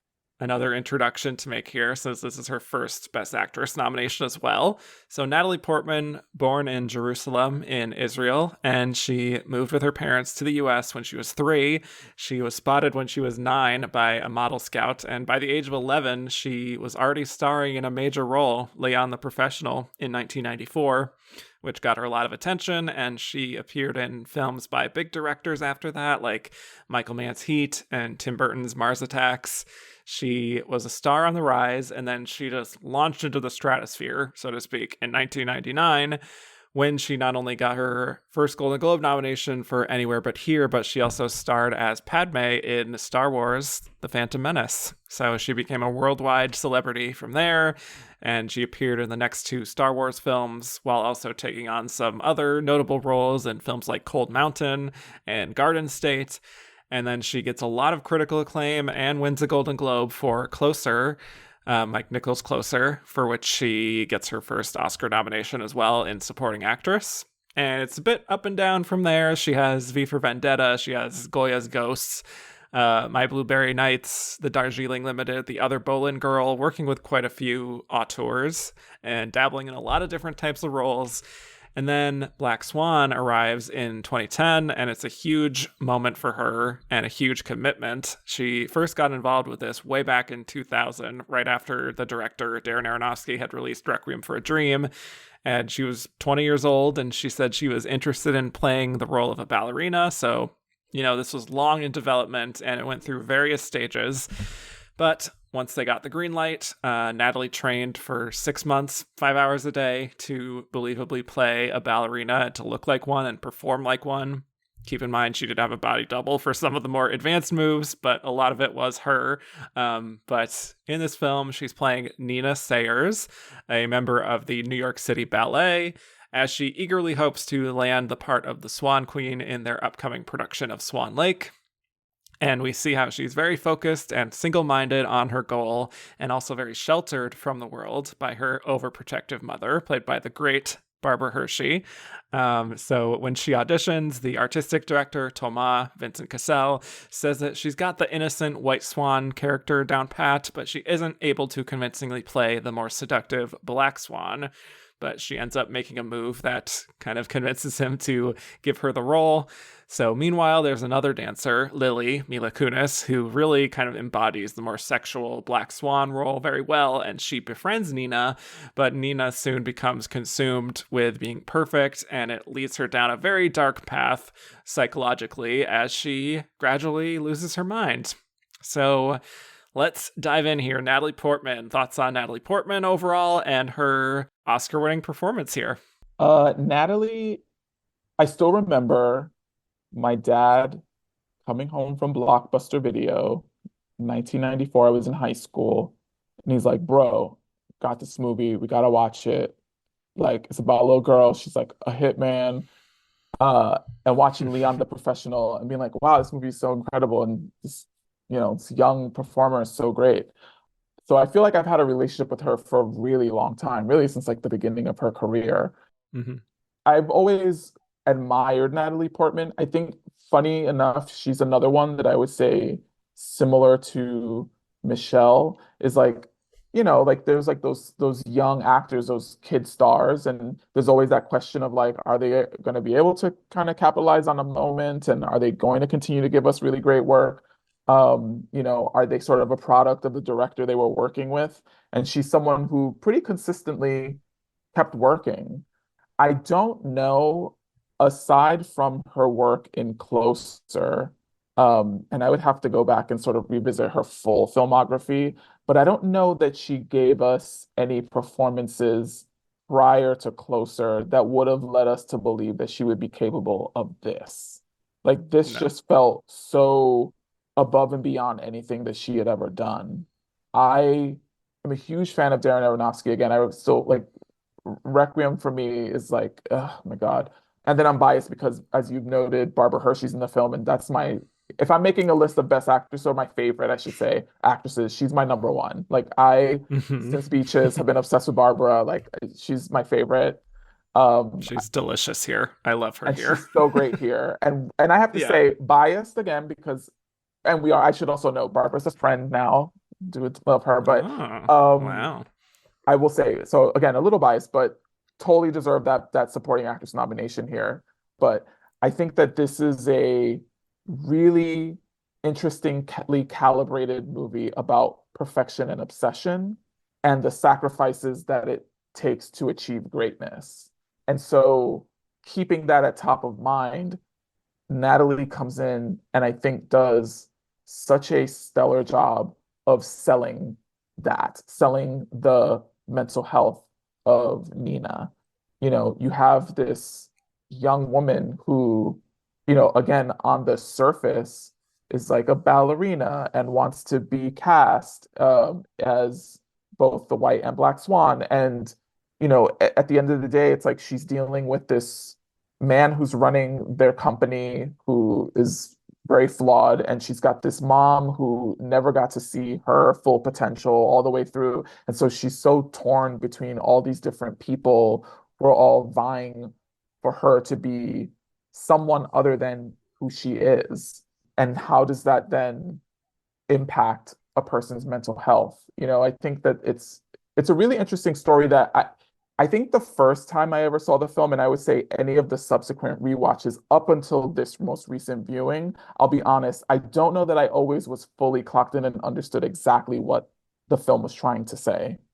And this was the first time watching it where I was like, oh, totally get it. And I don't know if it's just my own now career in Hollywood and to a lesser extent feeling similar to Nina at moments, where you're kind of just one cog in a much larger machine. Hmm. But I think it's such a specific thread that needs to be woven here to tell this story. And there's so many elements that at any point the whole thing could derail. Yeah. And somehow it doesn't. It's wild. Yeah. Yeah. I'll say I absolutely love Black Swan. I've seen it many times. I think it is Darren Aronofsky's best film.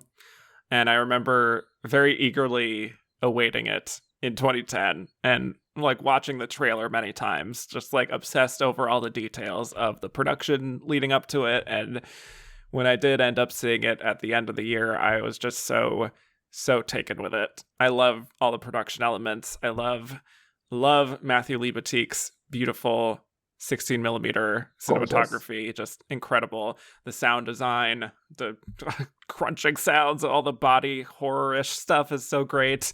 The use of Yeah. Tchaikovsky's score and how that's woven in is so brilliant.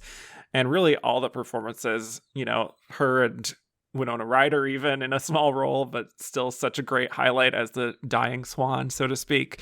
I just find it to be so beautifully assembled, and it really does put you inside of Nina's head to the point where it's actually a very nerve-wracking experience, but also at the same time has really fun and almost campy elements at times. The way it does play with obsession and sort of like the fine line between following your passion, kind of in the pursuit of that, sort of like trying to lose control and just like be locking into it, but then sort of losing control of your life. It's just like really well captured while also being kind of heightened and operatic at the same time, which is appropriate given the subject matter here. It's just a great movie, and I think Natalie's performance is excellent. I think the physicality is right off the bat just really noteworthy. She really inhabits that ballerina physique and the frame of mind so well, and you're just kind of there with her the whole time, and it's like she can't escape the leering sort of camera at times. So she really puts herself out there and gets to such a fragile place. Like, I always think of the Mila Kunis line in the film where she's like, you really need to relax. And that's really how I feel sometimes watching this, because it's like, it's great to obviously like you're following your passion, but like there's a kind of tragedy in how she's worked so hard for it, and that's great, but it's come at such a price for everything else in her life. And obviously her mother is not helping matters, but it's like she's in this state of almost like an arrested development. And it's interesting because she is still pretty young here. She's like 30-ish, but I forgot how she sort of modulates her voice in a way, I think, to sound even younger and almost like babyish at times. Like Yeah. even in the beginning, like when she wakes up and she's like telling her mom about Thomas, the artistic director, and him kind of favoring her. And I don't know, she just sounds like a teenage girl at times, of like someone who hasn't really seen the realities of the world yet. Even like looking at her breakfast at the grapefruit and being like, it's so pretty. Hmm. It's pretty. It's a tricky role because she's playing this young girl, young woman who's very fragile. And she also then has to pretend to be a really confident, ambitious woman. Yeah, And sometimes she the has to layers. play both of those people at the same time, right? So like the Exactly. scene when she visits Vincent Cassell about dancing Dakota, right? And she goes in and she's got her lipstick on, but even and the funny thing is it's Natalie Portman, right? Like we've seen her glammed up, we've seen her walk red carpets, like, but in that moment she comes in and she just looks so uncomfortable. She doesn't look like a confident woman. And he points it out. Um, and she has to very quickly recalibrate in that moment and isn't quite successful at doing it. There's a lot of Mm-hmm. moments like that for her that I thought, oh, I wonder how I mean, obviously she knocked it out of the park, but how did she approach those moments? Because she has to make these like very fast emotional turns in any given scene very quickly. And it's interesting to look at Nina's home life versus then who she is when she's at the ballet, right? Because she's sort of stuck. And as you pointed out in that first scene when we meet her, right? Her room is pink. She's got this really Stuffed funny animals, right? stuffed animals everywhere, that funny line read of the pretty about the grapefruit. And you sort of get a sense of her as just like she's just like a cute young girl who does ballet. Mm. And then as the story goes on, you realize like, oh, in a lot of ways, it's that her mom, who is overbearing and to some extent a little manipulative, has wanted to keep her in that space. And I don't know, it's interesting. Watch again, rewatching it this time, my sense of her mom, of Erica, is that it's not so much that she's like an arch villain. I don't know, it's that she is upset that her daughter has the career that she wanted, as much as it's also, I think it is that, and it's also that she's scared for her to be out in the world, and she also wants to keep her safe. So I think it's like we know that we can have more than one truth at the same time, and I think that there's a lot happening in her home life, and then you juxtapose that with her life at the ballet, where she's clearly not doesn't have the emotional intelligence and is not equipped to deal with all the competition that we see happening there, right? So like there's that Right. moment when she thinks she didn't get the role and she says congratulations, and she then finds out she did and immediately runs into the bathroom and she's weeping and she calls mom to be like and calls her mommy, right? It's literally He like, picked mommy, me, I got it, mommy. you know? So she herself really is having an internal battle, which we through the film get to see externalized, through the way that her body is reacting, and through her mental health. We get to see her dealing with how she's going to navigate trying to be this other person. Fascinating, really, really fascinating. And like, again, very tricky work here. It's the kind of performance where you just have to commit, because if you don't, Yeah. it's not going to work. Um, Hmm. and it's interesting that you use the word camp, and I'm curious if you would qualify this as that, because I know there was a lot of when the film came out, it was like you were on one side or the other, either you loved it or you hated it. And I know a lot of people were like, it's campy, and like SNL did their send up of it. But I watching it this time, I actually don't feel like the film is campy at all. My sense of it watching it this time was the performances is what helps to make it so that it isn't camp. Like if you had miscast this film at any point, again, like I said, it could have just derailed and fallen off the tracks. And I think the place for me where it has the potential to be very campy and I think works, and this is why I said I thought she also deserved a nomination, are the performances between Nina and her mom. Because some of those Yeah. moments could play like when she digs her finger into the cake to give it to her. Like there are certain moments there where that could play very comedic. And Darren doesn't shoot it that way, and the actors don't play any of the scenes that way. The whole time for me watching it, I was really genuinely concerned for her mental health. No, yeah, that is very true. I don't think overall the film is camp. I think it just has some campy elements of, punctuating of humor. Like even like Winona Ryder and her line reading of like, "Did you suck his cock?" Oh yeah. That whole sequence is just very like, oh my god. So, and I think some of the visuals and just like the slightly operatic tone that it has at times plays in that element. But yeah, I mean, when you do watch it, it's not like the film is mocking her in any way. It's just you really are kind of in her mindset. And I just love the desperation that she has on her face that she's trying to not let show when she is in those audition rooms or she's with Thomas and she's just trying to impress, and she is so desperate for approval that it's like almost difficult to watch at times because when someone really wants something and they know this is their one chance, and you can sort of feel the sweat almost. You can definitely feel that from her, but then you also feel that she wants this, but it's like she doesn't have, like, she hasn't developed a deeper humanity because this is all she's ever done to a certain extent. Like, this is all she knows. Yeah. And she's kind of lost about like how to delve deeper into it. And it's like a disconnect at times. Like when she does get rejected and she just like falls apart, and it's like, what do I even do now? Like I did the one thing I was supposed to do and I failed at it. And it becomes like this almost self-loathing.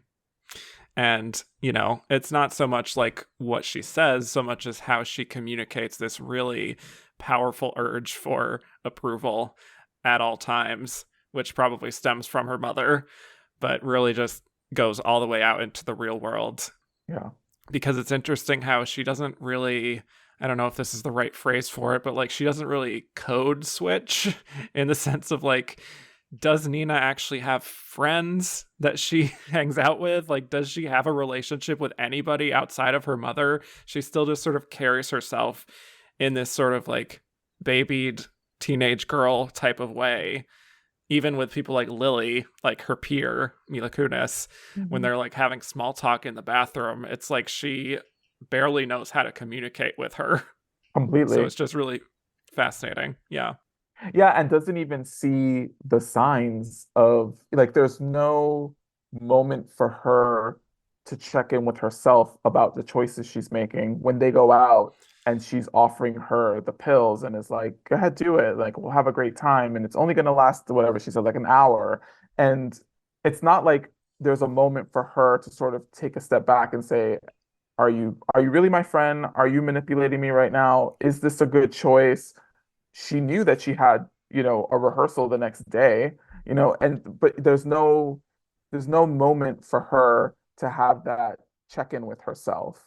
It's like she just Mm-hmm. like her whole, and again, it makes sense because we see the way the Vincent Cassel character relates to her and treats her when she's performing or when she's rehearsing, and we see the relationship with her mom. So she's at no point in her life has she ever had to just be an independent person. It's like every decision, every choice has always been made for her, right? I think that's such a Yeah. big part of the conflict that she's having throughout those scenes when he's pushing her to be more like the Black Queen or like or the Black Swan rather. He's like, you have to express sexuality. I'm looking for you to seduce me. And it's like she's just not capable of being that person. She doesn't know how to do it. And I think it's just a really tricky and difficult place for Nina to be, right? It's like, you're asking, and he says it, like he says it throughout the film, like if I was casting for White Swan, it would, it would be yours, right? So he knows she's perfect there, and is pushing her, I would say, in all the wrong ways, in the ways that he thinks are the right way to get her to clock into being the Black Swan. But I empathize with her throughout her journey because I'm like, we're asking her to do something that she's actually just not capable of. You know, she knows how to dance, sure, but you're asking her to express a particular attitude and an affect that that doesn't live in her, and then she has to make these really unsavory choices to get there and Yeah. obviously pays a price doing it. Mm-hmm. And I think you see some of the almost panic of not really knowing like how to express what is asked of her, but done in a way that, this is a film that isn't always the most subtle compared to some of the others we've talked about. So it's tough to find those more subtler moments, but I think she does show that feeling of like, I like feeling really exposed and self-conscious and being like, okay, how do I do this? Like even when that sequence of her being like, she's done the White Swan thing, and now he's like, okay, now you be the Black Swan, and she kind of just doesn't really change things, her routine all that much or her expressions. It's like she just can't get to that point. It's just really fascinating to watch a performance be like this visibly self-conscious without also having it feel like the actress herself is self-conscious, I guess. Yeah. So that is really delicately done. I do love that whole sequence where she does go out because it really opens her up in a way that is really fascinating to see her really in the real world and like talking with these guys and her saying these kind of clueless things about being like, oh, you've never been to the ballet? Like, I can comp you tickets. And the guys are like, yeah, cool. Like, they just Sure. don't. Yeah. But she just is like, oh, well, everyone should experience the ballet. It's beautiful. It's just really fun to see that kind of like in the wild. But in that sequence, it's sort of like you're seeing like when you haven't indulged in something for so long, or like you never have done something before, just like the rush of it just for the first time can be very overwhelming that you can hardly control yourself. And so when she does take the pill and everything, and she's finally able to experience some desire in some form of this big hallucination of her and Lily having sex, and like Lily's going down on her, and even though it's like it's not ultimately real, it does clearly unlock something in her where there's just like no turning back after that. Yeah. She's intoxicated by it. Mm-hmm. Yeah, because she's never had it before.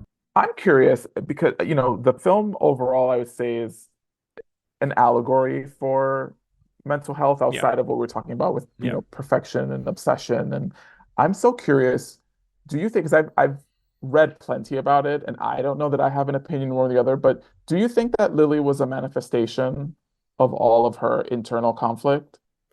I mean, I think a lot of it is just when it's the two of them. I mean, she is still a real character. Like we see her interacting with other characters, so I don't Yeah. think she's literally like not real. But yeah, it is clearly meant to symbolize corruption and temptation and jealousy and envy and all these different things over the course of the film. I had read an interview where I think it was Barbara Hershey talking about the scene when Lily comes to the door to invite Nina out. Yeah. And she asked Darren, "Do I actually see her?" And I think his response was something like, "What do you think?" But that's always every time I've watched the film, and I was thinking that when I watched it, rewatched it this time around, is she there? And it's like, no, well, she's interacting with No, everybody, so she's they not. have to see her. But for sure, it's interesting to sort of deconstruct what are the moments that Lily is present for versus the moments that she isn't, and how much of it Right. is just Nina's own, psyche taking over. Yeah. And the thought of her being replaced by Lily or humiliated by Lily, which is even more upsetting for her, really drives her to the brink. And she starts hallucinating these more extreme visions. And I think there could be a risk of like the big horror visuals and the nightmarish sequences overshadowing her performance, but you never are leaving that emotional through line. I think you're always with her in the horror of it, and it's again like that great dichotomy of her needing to lose control, to lose herself in the role, to give the best performance, but that losing of control is also kind of her undoing at the end because that's just a very narrow-minded focus for her, which is a terrifying thing because it can be kind of a thin line, and you have to have a support system in your life that can help you and values you as a person and not who you are for in relation to that other person. Kind of like you were saying, like she's just kind of almost a plaything and not hardly in control of her own life. And so it's just tough, the situation she's in, because she has no one who she can fully trust. But I do love the moment, of course, when she does snap at her mother towards the end, where her mother's like, "What happened to my sweet girl?" And of course, she snaps back, "She's gone." And that's where it's like, okay, she really is gone. And that is a big heightened moment, but it's also really tragic because it's like, yeah, she does not have the resources she needs, you know? Yeah, no, it's like we're watching a train wreck.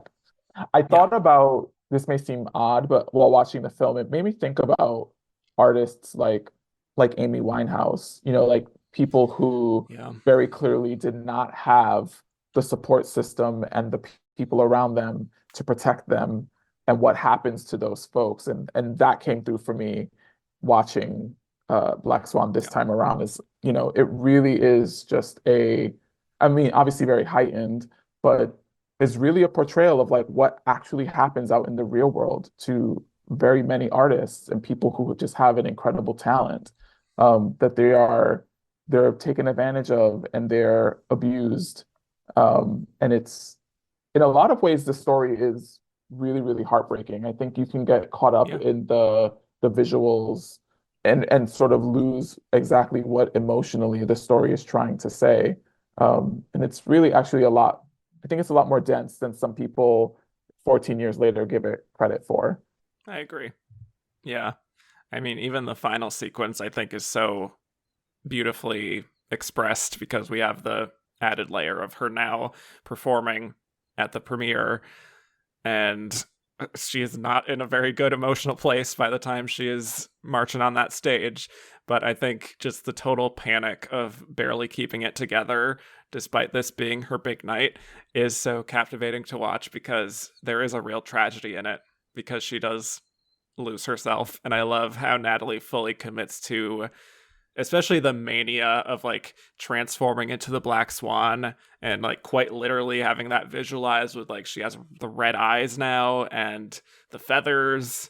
I love the breaking the fourth wall moment. Mhm. But it's like this whole creature is emerging in this moment, and then thinking she's killed Lily and saying it's my turn, I think is so striking. I just think she's so in the pocket in that final climactic sequence of where she needs to be. And then after, when she's realized what she's actually done is harmed herself, Yeah. just like reckoning with that. But then going on with the performance anyway, because she has to finish the show. The show must go on. It gives me chills, this final Yeah. sequence. It's a jaw-dropping moment in the film, and it is, and was still surprising to me, and I knew what was coming, and was still like, Yeah. whoa. And she is just, again, as we've said, she's fully committed and absolutely in the pocket. Like she is just giving her, I mean, she must have been so exhausted when she was completed filming this, Yeah. but she just goes all the way there. And at no point, like, and it's a pitch perfect performance. That's the other thing. It's like, I think sometimes Mm-hmm. with these heightened performances, and I don't know, I'm a little hesitant to call this horror. I know other folks have referenced it in that way, but I think films that are heightened like this, there sometimes are moments where you can see the actor sort of fall out, right? It's like you just have to, it has to be perfectly modulated all the way through, and obviously there are tons of cuts in the scene. So with the editing, it's like I'm just imagining how is she modulating and keeping a performance that is, I guess, just perfectly modulated the whole way through. At no point do we sort of lose her, and at no point does Right. she lose where she's going. Like we just are, she's just always there, and still somehow manages to give us the ups and the downs, right? Because as you pointed out in that scene when she goes back into the dressing room, we see the horror on her face, and then immediately we know, like we see her react to this just happened and I still have something to do. Like I'm not done. And again, it's the beauty of her performance that in any given scene, she can give us multiple levels and make these really quick emotional turns, and they work. I think a lot of times they don't. That's the thing. And here it really does. And in a role that's very, very tricky. Yeah, I know. And especially to have this inherently have this meta layer of being a performance and having that performative aspect of her trying to present herself as a stable person, essentially, and someone who is capable of being both the White Swan and the Black Swan. I think that is what, to speak to our next segment, maybe what a lot of industry people and especially actors really connected to in the performance. Mhm. And Yeah. as she says in the end, I was perfect. And that line reading is, in fact, perfect. In the end, she is so pleased with herself that she got through it and she did it. And she did the Black Swan part really, really well. And now, what else is there to even do for her? It's a really beautiful ending Yeah. and tragic. So, Completely tragic. And you know what it made me think of? Do you remember, that Oprah quote? There's a quote that Oprah always says where she's like, once you have a dream that comes to fruition, it's time for you to dream a bigger dream. And that came through for me watching the film at the end. I just yeah, felt really sad for her because I thought, oh, in her mind, like, that's it. She did it. And that now was it. she's done. And Hmm. it's like, Yeah, babe, there's a whole world out there. yeah, You know, I know. dream of That's bigger the things. tragedy is she was so sheltered that like that was it. This was the peak. Yeah, But yeah. So shall we move on to the Oscar we segment? shall. Yes. All right. Well, for the Critics Awards, Natalie Portman did very well. She won quite a few, although Annette Bening also won the New York Film Critics and a few more. Jennifer Lawrence won some Critics Awards, as did Michelle Williams. With the major awards, Natalie and Annette were the only two nominated at all the major precursors, so they were kind of the co-front runners. Nicole Kidman and Jennifer Lawrence got in pretty much everywhere except for BAFTA. And then Michelle Williams only really had the nominations from Critics' Choice and Golden Globes. So she didn't really have like the support of the industry in terms of SAG or BAFTA, but she still got in.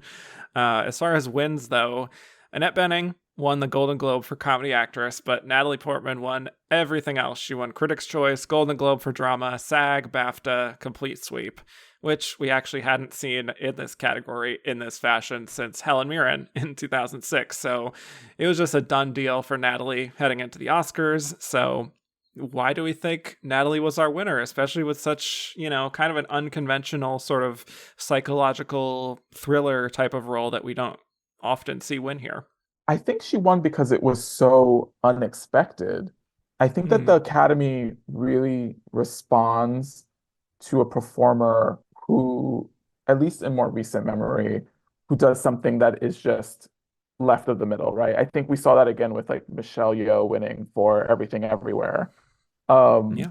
and I think like you can look back and you can find, I mean, I don't consider Nina a villain, but I think you have performances like, Nurse Ratched, or I'm even thinking of like Kathy Bates in Misery. So it's like it's not like we haven't seen these like, very complicated films with women Yeah. who are dealing with psychological issues. But I think in this case, other than it's just a fully realized character and she checked every box, right? It's like she was giving us a performance. It was a physical performance. So she's also, there's movement, as we talked about, she was modulating her voice. I mean, it tapped into every single thing that an actor has to do, but it just also was surprising. Yeah. I think, with the exception of Jennifer Lawrence, who was new to us, these other women, Michelle and Nicole and Annette, like we've seen them give us work like this before, or like we expected that they were capable of this. Natalie's performance was like out of a cannon. It was like, where did this come from? Mm-hmm. I think that really Yeah. just it shocked people. Yeah. I think that sort of X factor is always important when it just becomes like an urgency almost, that it's like, whoa, this is new and exciting, and I want to be on board with what you got going on here. And I think it's also other factors of, her being this still young starlet who proved herself as a serious actress more than ever before, like you said, putting herself out there in this role and showing a real dedication to her craft. And, people have known her in the business since she was a kid, and it just felt like a real stars aligning moment. And like I was sort of saying, every bit of her performance, or at least almost all of it, is like this really tense emotional state, and you just feel the energy there in a very powerful way. And I think that really connected with actors, especially. And like, there is a lot of great work being done in this category, but again, it's like that degree to which the performance is itself about the art of performing and dedication to your craft is something that the industry really can connect to and kind of operate as like a cautionary tale almost.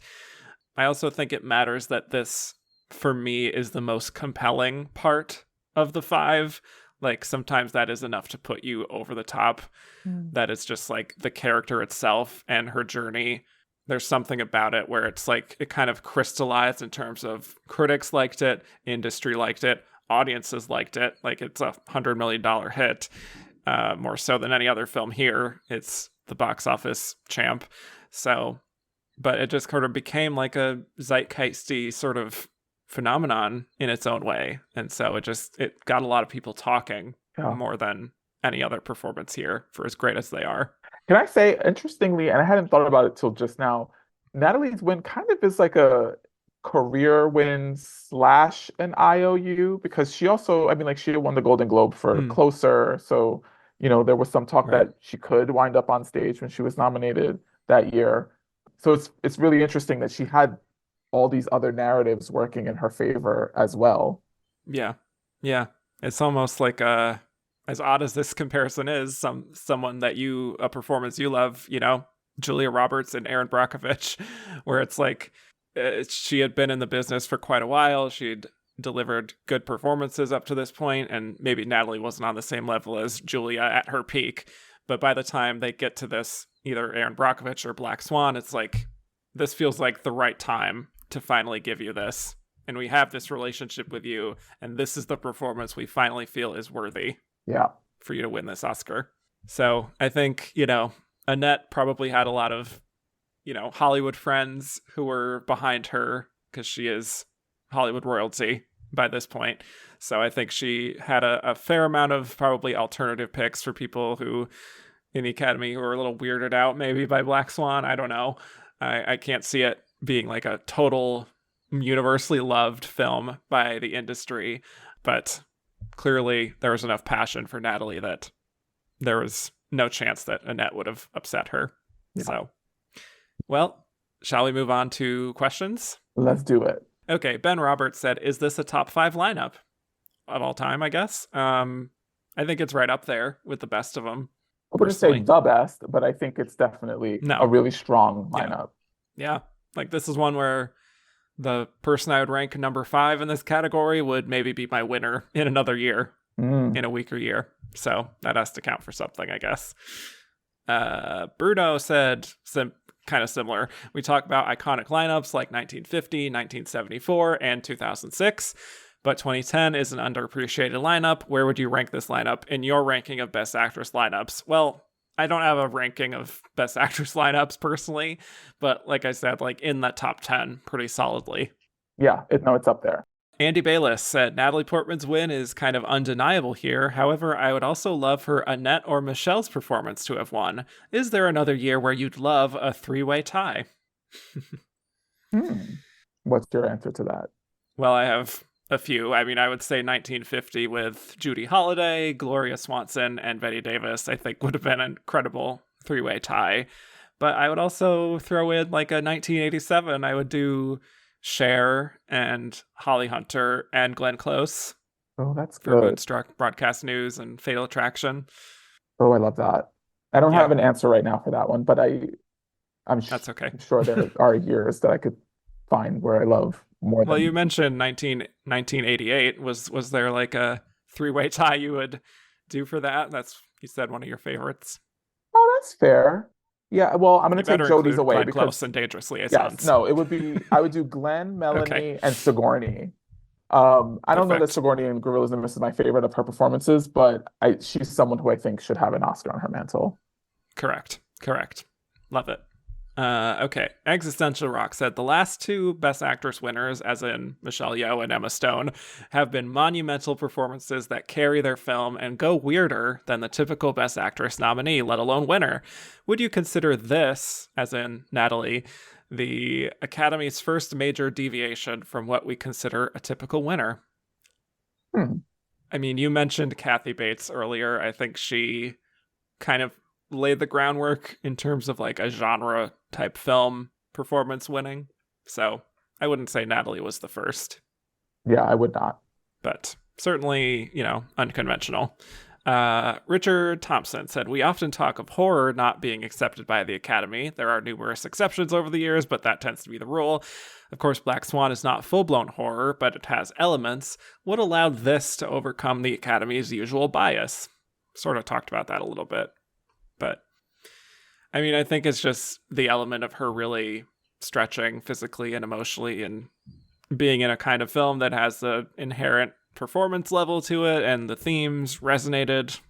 Yeah, I think the other thing is that the film was just in the zeitgeist, right? Like it just... Yeah. Oh, yeah. And the other thing too, although I would argue that it still would have been nominated, is that this was one of the years where we had, I think, 10 nominees, right? Yep. This was like post the whole Dark Knight debacle. So yeah, it doesn't surprise me. Josh said, with talk of gender neutral categories in the future, do you think Natalie would have beaten out Colin Firth this year? Absolutely. Yeah. I mean, even though The King's Speech is the Best Picture winner and the director winner and the screenplay winner, Natalie's performance strikes me as something that is just like, regardless of gender, like best of the year type stuff. Yeah, that was an all-timer. It's an all-timer. And the other thing is, because I think there was a little bit of the IOU talk with him because he had been nominated the year before for Single Man. Yeah. I don't know that narrative is enough for him to overtake her. Right. Yeah. April said, it would be nice to hear about Natalie's dance double, Sarah Lane, and how she was minimalized / ignored in that awards campaign / speeches. Sarah was critical to the movie's credibility, like Natalie's head was pasted on Sarah's body, but she had a rather thankless role in the end. Yeah, I mean, this is something that I think was kept somewhat under wraps during the campaign just because it could have had an impact on how people felt about Natalie's performance, how much of it was her versus her body double. First of all, I don't think it was like just her head. Like I've read a lot about how like basically from the hips up, it is all Natalie. So it's just like the more complicated ballet moves were the body double. To be honest, I think that even if, I mean, I haven't timed the film out to see like how much of the movie is specifically Nina Yeah. dancing. But even if she had a double for every single moment that she's dancing in the film, what anchors the movie are the emotional scenes, are the moments Yeah. where she's interacting with other characters or having moments of her mental health crisis with herself. So, Mm. I don't think that that takes anything away from the performance. Yeah. We've seen people Yeah. win for a I lot think less, let's be clear. that's true. Yeah. I think I like Sarah has talked about the fact that like a Fox Searchlight producer asked her to not give any interviews until after the Oscars, which is interesting to sort of like create maybe a narrative that Natalie did almost everything. I think there was just kind of a feeling that there might be, it might complicate the narrative a little bit if it was found out that Natalie hadn't danced at all. And so I guess they were just worried about that. And so I mean, she didn't thank Sarah in her acceptance speech, which I think is maybe a little glaring.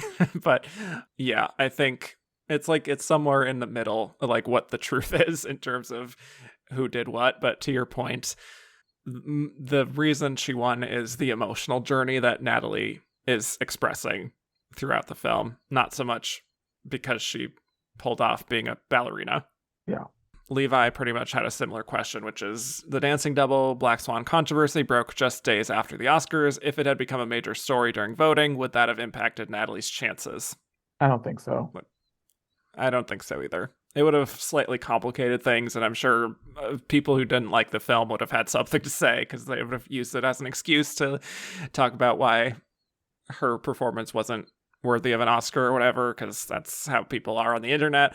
But yeah, I still think she would have won. Yeah. Here we go. Adam Vargulish said, if Annette had clinched the trophy over Natalie this year, do we think Natalie would have won out over Emma Stone in the 2016 nominees and therefore made Emma's most recent win more of a slam dunk? Butterfly effect. I'm gonna say probably not.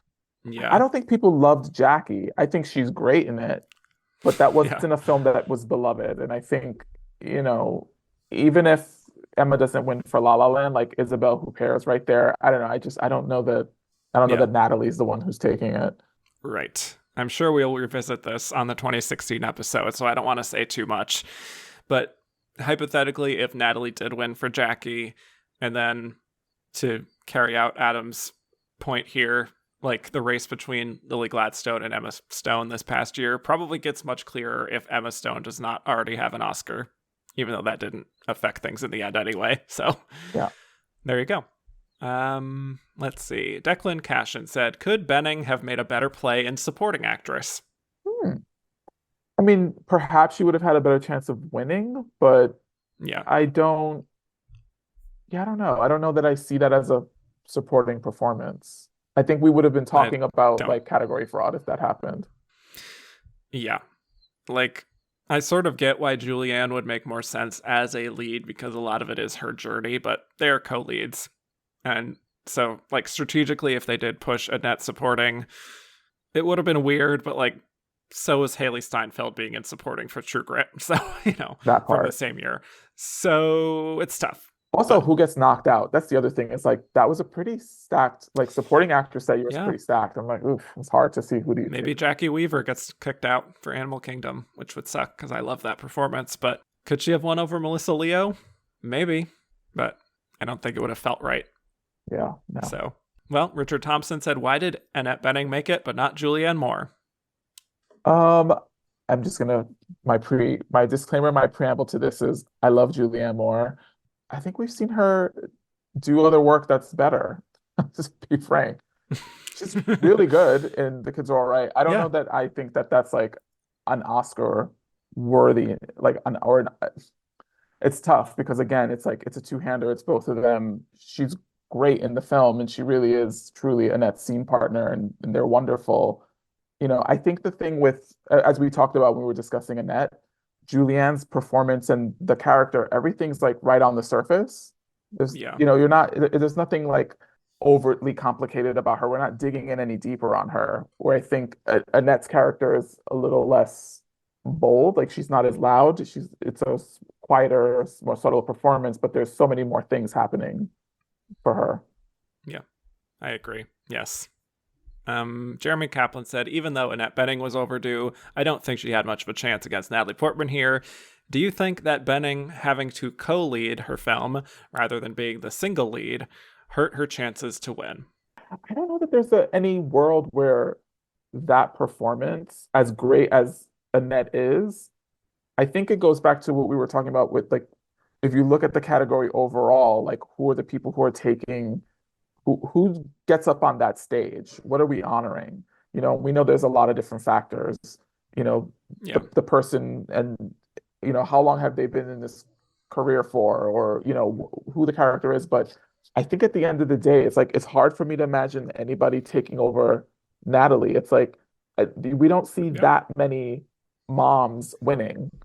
Yeah, this variety of it either. Yeah. I mean, we were coming off a decade where we've had like Reese Witherspoon winning for certainly sharing a lot of the screen with Joaquin Phoenix, or Kate Winslet not really being in a lot of her film necessarily, but still winning. So, it's still possible. But yeah, the problem is the Natalie factor. It's the kind of movie that gets a nomination but doesn't get a win. That's Yeah, exactly. Well, Joey Gentili said, Cynthia Nixon won the Tony Award for Rabbit Hole. She's an Oscar away from EGOT. Do you think she should have reprised her role here? And do you think she will ever EGOT? I didn't get to see Cynthia. I know she won the Tony for it. I didn't get to see her performance on stage, so it's hard to compare the two. The movie's so small, and the fact that it didn't get any other nominations makes me think that it got in specifically because it's Nicole Kidman. So I don't know that I'm convinced that Cynthia Nixon gets in, um, Right. even in the role. Would love to see her get an Oscar nomination and a win, because I think she's great. And people should explore her work outside of Sex and the City because she really is a really beautiful performer. Yeah, doing grid work on The Gilded Age right now, and that's a really fun role for her. I could imagine her easily slipping into a good, maybe supporting role in a film. I mean, she's done great work in smaller movies like James White, which is this super great indie film she did, and A Quiet Passion, where she played Emily Dickinson. She's really good. So I think it's just about her getting the opportunity to get a good part to really chew into on a film. So it's possible. I don't Let's know if it's let's her priority manifest right it. now. Let's manifest it for her in the way that like Laurie Wow. Okay. Metcalf got nominated for Lady Bird. Like that was one that I don't, Yeah, who again, that's true. great performer who was like, wow, that came, but yeah. I love that. Yeah. Let's do that in the 2020s. Manifest a Cynthia Nixon Oscar nomination. Let's go. Yes. Get Frances Fisher on the phone. She can make it happen. For anybody. Anyway, she can. She really can. Well, both Eva Dane and Ben Roberts want us to mention if we have any nominated or performances between The Hours and Rabbit Hole that we think Nicole Kidman should have been nominated for. Hmm. I would say Birth is the big one, which we've talked about never would have happened. Too weird of a movie, but she's so good in that. One of her best. Yeah, she is really great in that movie. And visually, that movie is really arresting. Yeah. That's probably it. Yeah. But that's okay. Yeah. Yes. All right. Well, Captain Jimmy D said Rabbit Hole is a Pulitzer play. Which of the other four films would do well if turned into a play? Fun question. I would love to see Black Swan as perhaps a Lends musical. itself pretty perfectly. Yeah. Which I think they were trying to get made. Darren Aronofsky was trying to get a musical made of Black Swan. I don't know if that stalled out, maybe. I mean, Kids Are All Right would be a fun, like, character-driven sort of play, I guess. Blue Valentine would be really fascinating to see in a live setting. I don't think Winter's Bone would really work. No. Joey Gentili said, "This is arguably Jennifer Lawrence's best nomination. She made $3,000 a week on Winter's Bone, and this shot her into stardom, making $20 million a movie eventually. Why do you think at that time she exploded like she did?" I think a big part of it was her interviews. Like she just had a Yeah. really great personality. Like I said, like she's funny and she's like a little quirky, but she's also gorgeous, and I think, we just, for whatever reason, I think pop culture, we love that juxtaposition, you know, the pretty girl who doesn't take herself too seriously. Oh, yeah. And I think that started it. And then obviously she got cast as Katniss and then forget it.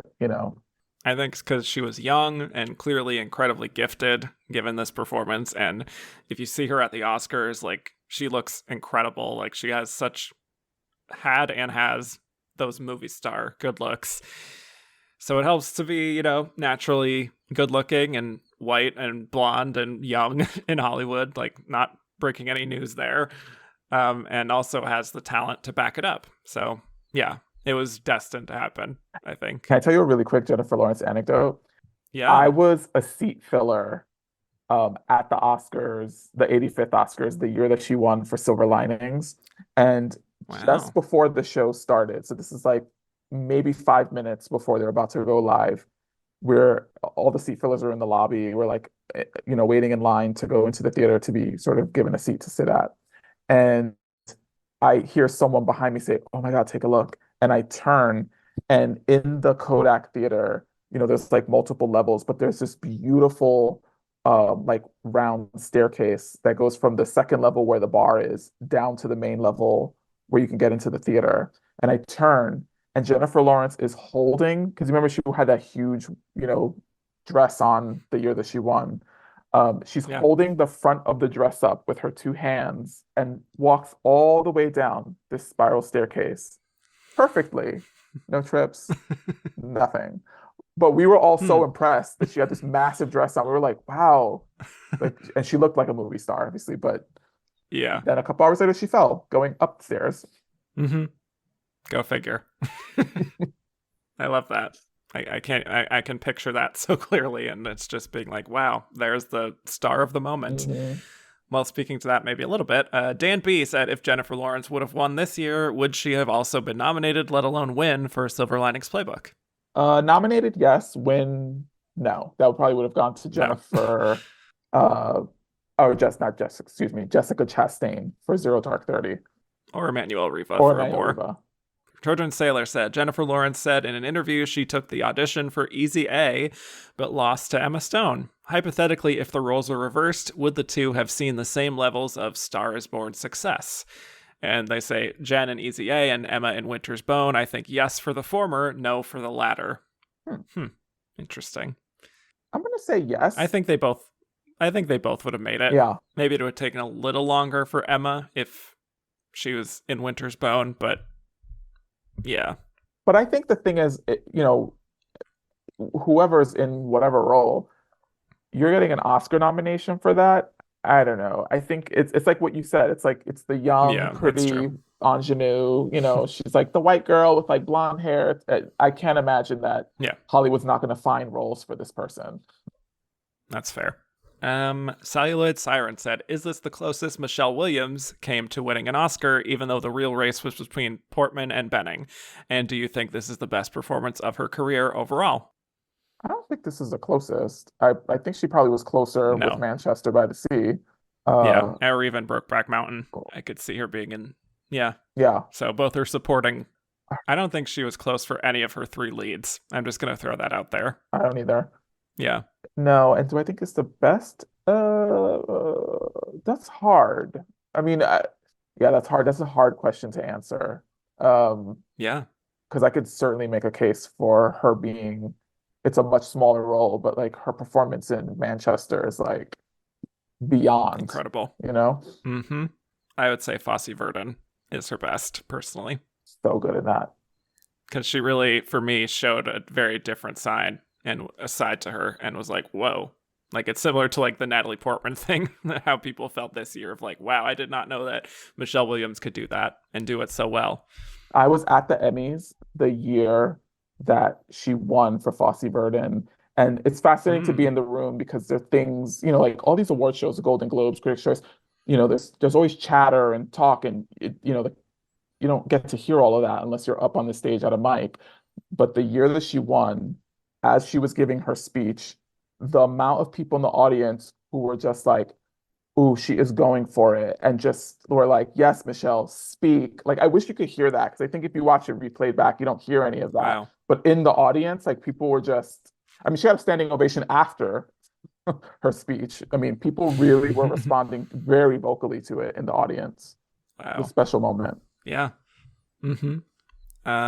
Okay. Adam said, which former Best Actress winner should have announced each nomination, 2008 style? Okay, for sure, Julia Roberts for Natalie Portman. There you go. I said Jodie Foster because she was a child actor who became a good adult actor. I think that would have been fun. Oh, that's really good. You know what? I was being super reductive. I was just thinking, that story about how when they made Closer, apparently Julia gave Natalie like a necklace that said little CUNT on it. Yes. I just want to hear them Yep. talking about that at the Oscars. I know. That's a good call. Um, for the others here, I said for Annette Bening, I just said Shirley MacLaine because she's in the family. Oh, that's a good one. Yeah, I would have Warren Beatty's sister. Angelica Houston. Angelica Houston. Well, she's not a Best Actress Oh, damn winner. it. That's right. Support. She's a supporting actress winner. What about for Nicole Kidman? Meryl Streep. That's who I said. Wow. Love that. The hours. Always the hours. Always. What about Jennifer Lawrence? Can it go any direction with that? That's hard. I feel like I'm maybe, who would be actually really cool? Gwyneth Paltrow. Yeah. I like that. Makes sense. Yeah. I said Hilary Swank. Oh, Yeah. It just spoke to me. Um, yeah, that's good. Michelle Williams. I said Jessica Lange, just because I love Jessica Lange. And I Mm, think there's something about Blue Valentine where I feel like she would have really connected to it specifically. I don't know why. I just created a whole narrative in my head of Jessica Lange loving Blue Valentine. Yeah. um, gonna go deep in the Rolodex because whenever I mean, Meryl's an icon, but they always have like at least one like actor or actress who's been kind of out of it for a little bit. Jane Fonda. Oh boy. Wow. That would have been great. And she hadn't done anything at that point, right? Like Monster-in-Law hadn't come out yet. That was like 2005. So she had her Oh, comeback oh, by okay. this point. Oh, so she Yeah. was around. Okay. Yeah. She was around. Amanda BW has a really fun one here, recasting. These actresses have all been nominated or won for playing real life people in other years. Recast these 5 actresses in the following roles, not using the actual actresses that played them originally. So Jackie Kennedy, Diana Nyad, Virginia Woolf, Marilyn Monroe, and Joy Mangano.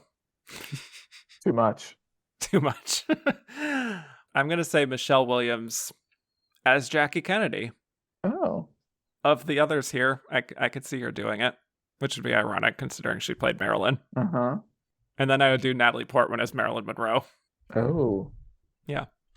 She loves to play with a voice. Oh, I was thinking Jennifer So, Lawrence for Marilyn. yeah. Hmm. Well, my issue that I ran into is I don't know what to do about who to cast for Diana Nyad because, like, none of these others seem right outside of Annette Bening. So I said an older Jennifer Lawrence in Nyad. I don't know why. That just spoke to me. And then a younger Annette Bening as Virginia Woolf and Nicole Kidman as Joy Mangano. There you go. Okay, I would do Joy with Michelle to Okay. Jennifer. Who did I say for Jennifer? Marilyn. Mm-hmm. Give Annette Virginia Woolf. Give Yeah. Nicole Diana Nyad. And then who was left? Natalie? What's the character that's left though? Oh, Jackie Kennedy? Oh, damn it. So okay, I'm terrible at this. Let's Natalie, Let's just move play on. Jackie again. Just play Jackie again. Yes. Lucas said the Julianne Moore snub here felt mean. Was she 6th? Probably. She Golden Globe nominated, BAFTA nominated, in a film that's nominated for Best Picture, 6th or 7th. I don't know if I would say it feels like mean though. Like, I mean, No, I don't think it's mean. I mean, people get snubbed. That's what happens. Yeah. Yeah. Yeah. Owen Daly said, I know you probably don't want to answer this because Jennifer Lawrence received her first nomination here, but are these performances the best nominations each actress has ever received so far? Ooh. Is this the cream of the crop for all of them? Ooh. I think this is the best, personally, for Jennifer Lawrence and Nicole Kidman, honestly. I feel confident in those two. And And for Natalie, Natalie. even as much as I love her and Jackie. I think, right up there. Annette Bening, maybe, yeah, maybe. Oh, I'm hard pressed. I movie doesn't completely hold up, but I do really love her in American Beauty. American Beauty. Yeah, I know. It's tough. And for Michelle, as much as I love this performance, I really think if I could just hand her an Oscar, it would be for Manchester by the Sea. I think I really, Yeah. yeah. Yep. Fair. Matt Duffy said Hilary Swank was nominated at the SAG Awards this year for her role in Conviction. Had she gotten the Oscar nomination, would she have been a factor in this race? Can you imagine if there was another Annette Hillary narrative? Oh No, boy. absolutely not. She would not be winning. No. No. From what I can recall, there was a bit of discourse of like, oh my god, Annette Bening, Hilary Swank, here we go again, third time. But like, yeah, I don't think Conviction really landed. I think this sounds mean and pejorative, but I think she would have been a filler nominee if she had made it in. I think she'd be like easy fifth place. Kevin went there. Yeah. She has 2 Oscars. What else does she need? A third filler nomination. Okay, fair enough. All right. You heard it here first.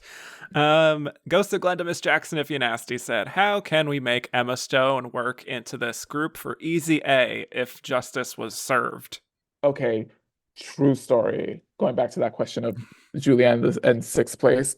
In my heart, Emma Stone is sixth place because I love Easy A and I think she's so great Me in it. too. And I would have loved, Yes. loved, loved to have seen her in this lineup. Comedy doesn't get its due, but I just think Emma Stone's a really great actress, but she's so good in Easy A. And how fun would it have been to break down that performance? You know? So, yeah, she's incredible. A Star is Born performance. I think it's one of her best. Hmm. And not that this has inherently more value, but I would rather rewatch Easy A than either of her Oscar wins. Ooh, you really are just spicy today. Um, We're in the third hour and it gets spicy in the third hour. So I've definitely seen Easy A way more than I've seen La La Land. Or that's what I mean. yeah. Yeah. Yeah. My thoughts on Emma's performances, Oscar winning, later to come. I'll be listening. Yeah. All good. All good. Not like I hate them. Just, Anyway, Eric Maxwell Brunt said, should Haley Steinfeld have been in lead? If she ran lead, does she get nominated? If so, who does she knock out? I think if she runs lead, it's like Viola Davis with Fences. Should have been in lead, Yeah. and then Michelle would have that Oscar. I think, That's right. yes, Haley Steinfeld she's the lead of the movie. That's her movie. She is.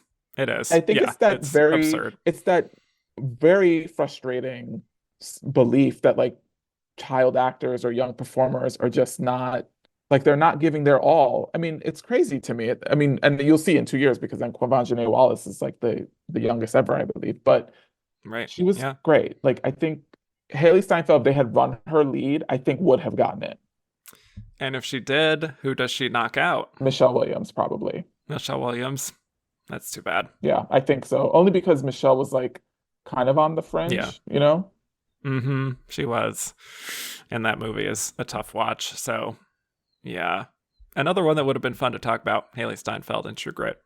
Yeah. Captain Jimmy D, if Temple Grandin gets a theatrical release instead of being a TV movie, could Claire Danes get nominated? I have not seen that made for TV movie in forever.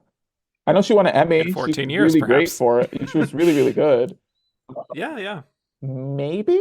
I don't know. Like, It's very Beatty as a performance. So I think she's definitely in the conversation. yeah, she might. Maybe she's the one who knocks off Jennifer Lawrence. Like she's. Wow. Yeah. Andrew Carden said, had it been crystal clear which category Leslie Manville belonged to for another year, for instance, had BAFTA nominated her in lead instead of supporting, would she have made the cut? Haven't seen the film in a very long time, but wasn't there a lot of discourse at the time around that role being maybe more supporting than lead? Yeah. Yeah. So it's tough. I don't think she makes lead if it's clear that it's lead. I don't think she makes it into this category because it's just too competitive with too many known quantities. I think she has a much better shot in supporting. Yeah. So love that. Glad that she eventually became an Oscar nominee for Phantom Thread, one of my favorites. Oh, so good. Yes. Two more here. Chels, our friend Chels, Oh, hi, said, Chels. would you prefer to see this group of women on Survivor or The Traitors? How would they fare on the show? Who's the comp beast? Who's the social player? Who has a meltdown on day 2? Who wins? Traders all day. Have you watched yet? Absolutely. I love The Traitors. Yes, I've watched both seasons. So good. No, Yes. you have to watch like international, like trailers. I have not watched the international ones. Traders I've heard they're UK, even better. Traitors UK season 2. Wow. Okay. One of the best seasons of TV ever. Trust me. Watch it. Wow. Okay. Highly recommended. All right. Yeah. Well, I mean, what's the dynamic? Like, this is always a question of like, are we doing these actresses or these characters? So whichever route you want to go with it, who do you think wins from that group? Oh, I was thinking characters. I'm thinking Nina gets voted off because she's just a disaster. No, that's, yeah. I think Becca and Cindy create like a little, they make a, what do you call it? An alliance. Alliance? They're Yeah. very similar. Mm-hmm. Rhea is kind of the mouthy one who makes it all the way to the end, but then eventually gets kicked off. But she would be the one who would like identify all of the, who the traitors are. Yeah, yeah, for sure. I think Nick, I think Annette as Nick probably is like, a little flies under the radar, and she's the person that the traitors keep around to be like, no one's gonna suspect her, and then at some point we vote her off. Yeah. Wow. But You've thought this through. I Yeah. think it's between I Becca love and it. Cindy, and I would say it's That sounds right. I would say Becca probably is the one who ends up winning. Yeah. I wonder who would be picked for being a traitor of that group. Oh, I messed up. I Yeah. didn't have any traitors. Well, it would be Nina. It's okay. And she would get voted off first. Too transparent. Yeah. Yeah. But I mean, if to bring it back to the original point of like Survivor or the Traitors, I don't want to step on anything you said there because that's, yeah, I agree with all of it. Survivor wise, I think it's pretty obvious that Rhea is the winner. She can handle herself in the wild, and I don't know if anyone else here can, quite frankly. And I think there are probably multiple meltdowns with this group on an island. Nina is not handling herself well. I think Becca might have some friction with people, so I don't know if that would work out. Cindy, maybe as an under the radar type thing. Nick, sure, she'd be pretty good. Probably give a run for her money, but yeah, Rhea all the way on Survivor. Rhea's talking head on Survivor is going to be perfect. Oh, yes. Absolutely. Absolutely. Last question here from Joey Gentili. Recast these 2010s Oscar talents and Karen Black in these roles. Margot Robbie, Octavia Spencer, Marina Di Tavira, Cynthia Erivo. Who you got? All right. Well, I have Margot Robbie for Black Swan. Oh, that's good. Of that group. Octavia Spencer in Rabbit Hole. Oh, Let's have that conversation. Let's get her a role like that. That's good. I like that a lot. Marina Di Tavira, I put in The Kids Are All Right. Okay. Cynthia Erivo is a little tricky because I would actually think she'd be great in Black Swan too, but Winter's Bone. And then Karen Black and Karen Black, like early 70s era Karen Black in Blue Valentine. Ooh, I'm gonna switch it up. You know what? I would love to see Cynthia Erivo in Blue Valentine. That would be fun too. Not fun, but interesting creatively for her to do a role like that. Yeah, I think that would be really fun. Just because, I love to see an actor sort of take on something that feels so different from anything they've done before. Mm-hmm. Yeah. All right, well, let's move on to our final segment where we will reveal who we think was the runner-up of this Best Actress race. Steven, who do you think it was? Well, I think all roads point to Annette Bening. She was the Mm-hmm. one who was picking up awards along the way. As I mean, there were other folks, but she was pretty consistently in the conversation. And I am old enough to remember this race, and all the pundits were like, it's going to be Natalie Portman. She's winning everything. But if there's anyone who's going to spoil, it'll be Annette. So I think Annette probably Yeah. was the number two. Agreed. Yeah, this is sadly another year where Annette Bening was probably the runner-up. It sucks to be in that bridesmaid position, especially number two, because you're so close. But yeah, it was a summer release. It was one of those things where it's like, okay, Annette Bening, she's in the pole position in the summer. She is going to get another nomination. And then the flashier performance at the end of the year steals her thunder. I think that happened for her again this year, sadly. So yeah, and Jennifer Lawrence, I'm sure, got some votes because there was a lot of love for Winter's Bone. But yeah, definitely Annette Bening. So who would you have voted for from this lineup? Tricky, tricky, tricky. Okay, so if I go back to 2010, when I think about Steven then, my heart lived with Nicole and Michelle. Those were the two performances that burrowed a hole in my heart. And that I was like, oh, I really wish. And I knew it wasn't going to happen, but those were the two performances and two ladies who I was really loving. Um, Still love them on a rewatch. I think they're both great. I'm torn between like who I love and the performance I just would be like, oh, I just love that performance. I want to see you with an Oscar. And then being objective about what's really truly just what I think is the best performance. So I went with my head instead of my heart, and I went with who I think actually just gave like the best performance. So my vote would be for Natalie Portman, who I think just gives an all-time balls to the wall, like gives zero fucks performance. Like she just went there. And I have to say I really love Natalie's performance in Closer. It's a movie I really love and I think on rewatch is still holds up. And for me as someone as a cinephile, as a fan of especially of actors and the work that they do, other than just being impressed with her work in the film, I love that you can see the evolution of her, right? That she clearly has spent so much time working with other actors and working with directors, and it led to this incredible performance that she gives.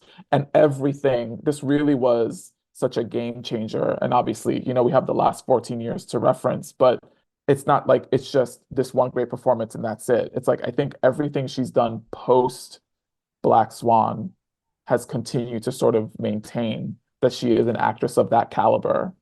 It just was such a huge shift for her and for her career. So respectfully to the other ladies, she's who I would tick. Well said. Love, love, love this lineup so much. Any of them would have been my winner in a lot of other years. But I will have to join the bandwagon and say Natalie Portman would also get my vote. I just think she reached a level of transcendence in this performance. And for as much as I've loved Closer and Jackie and May December, even some of her non-nominated performances, and so great in those roles, this for me is so iconic in the true sense of just truly creating an image on screen that I will never really forget.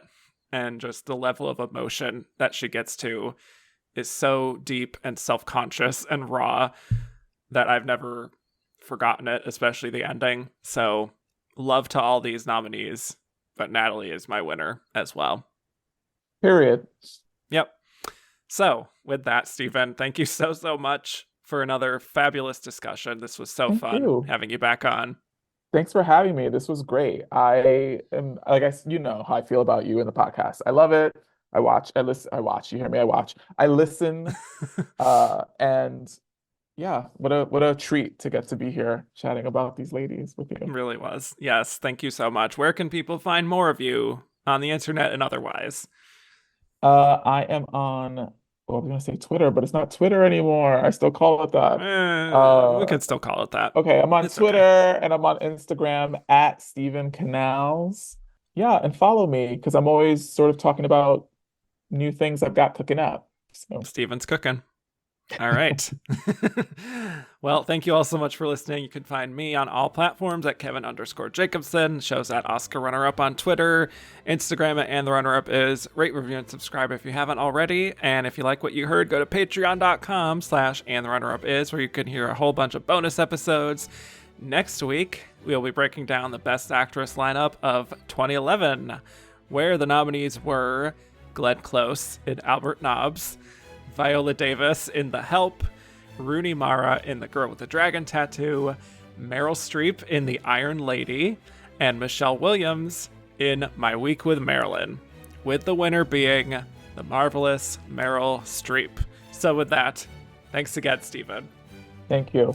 And I will bid you all adieu.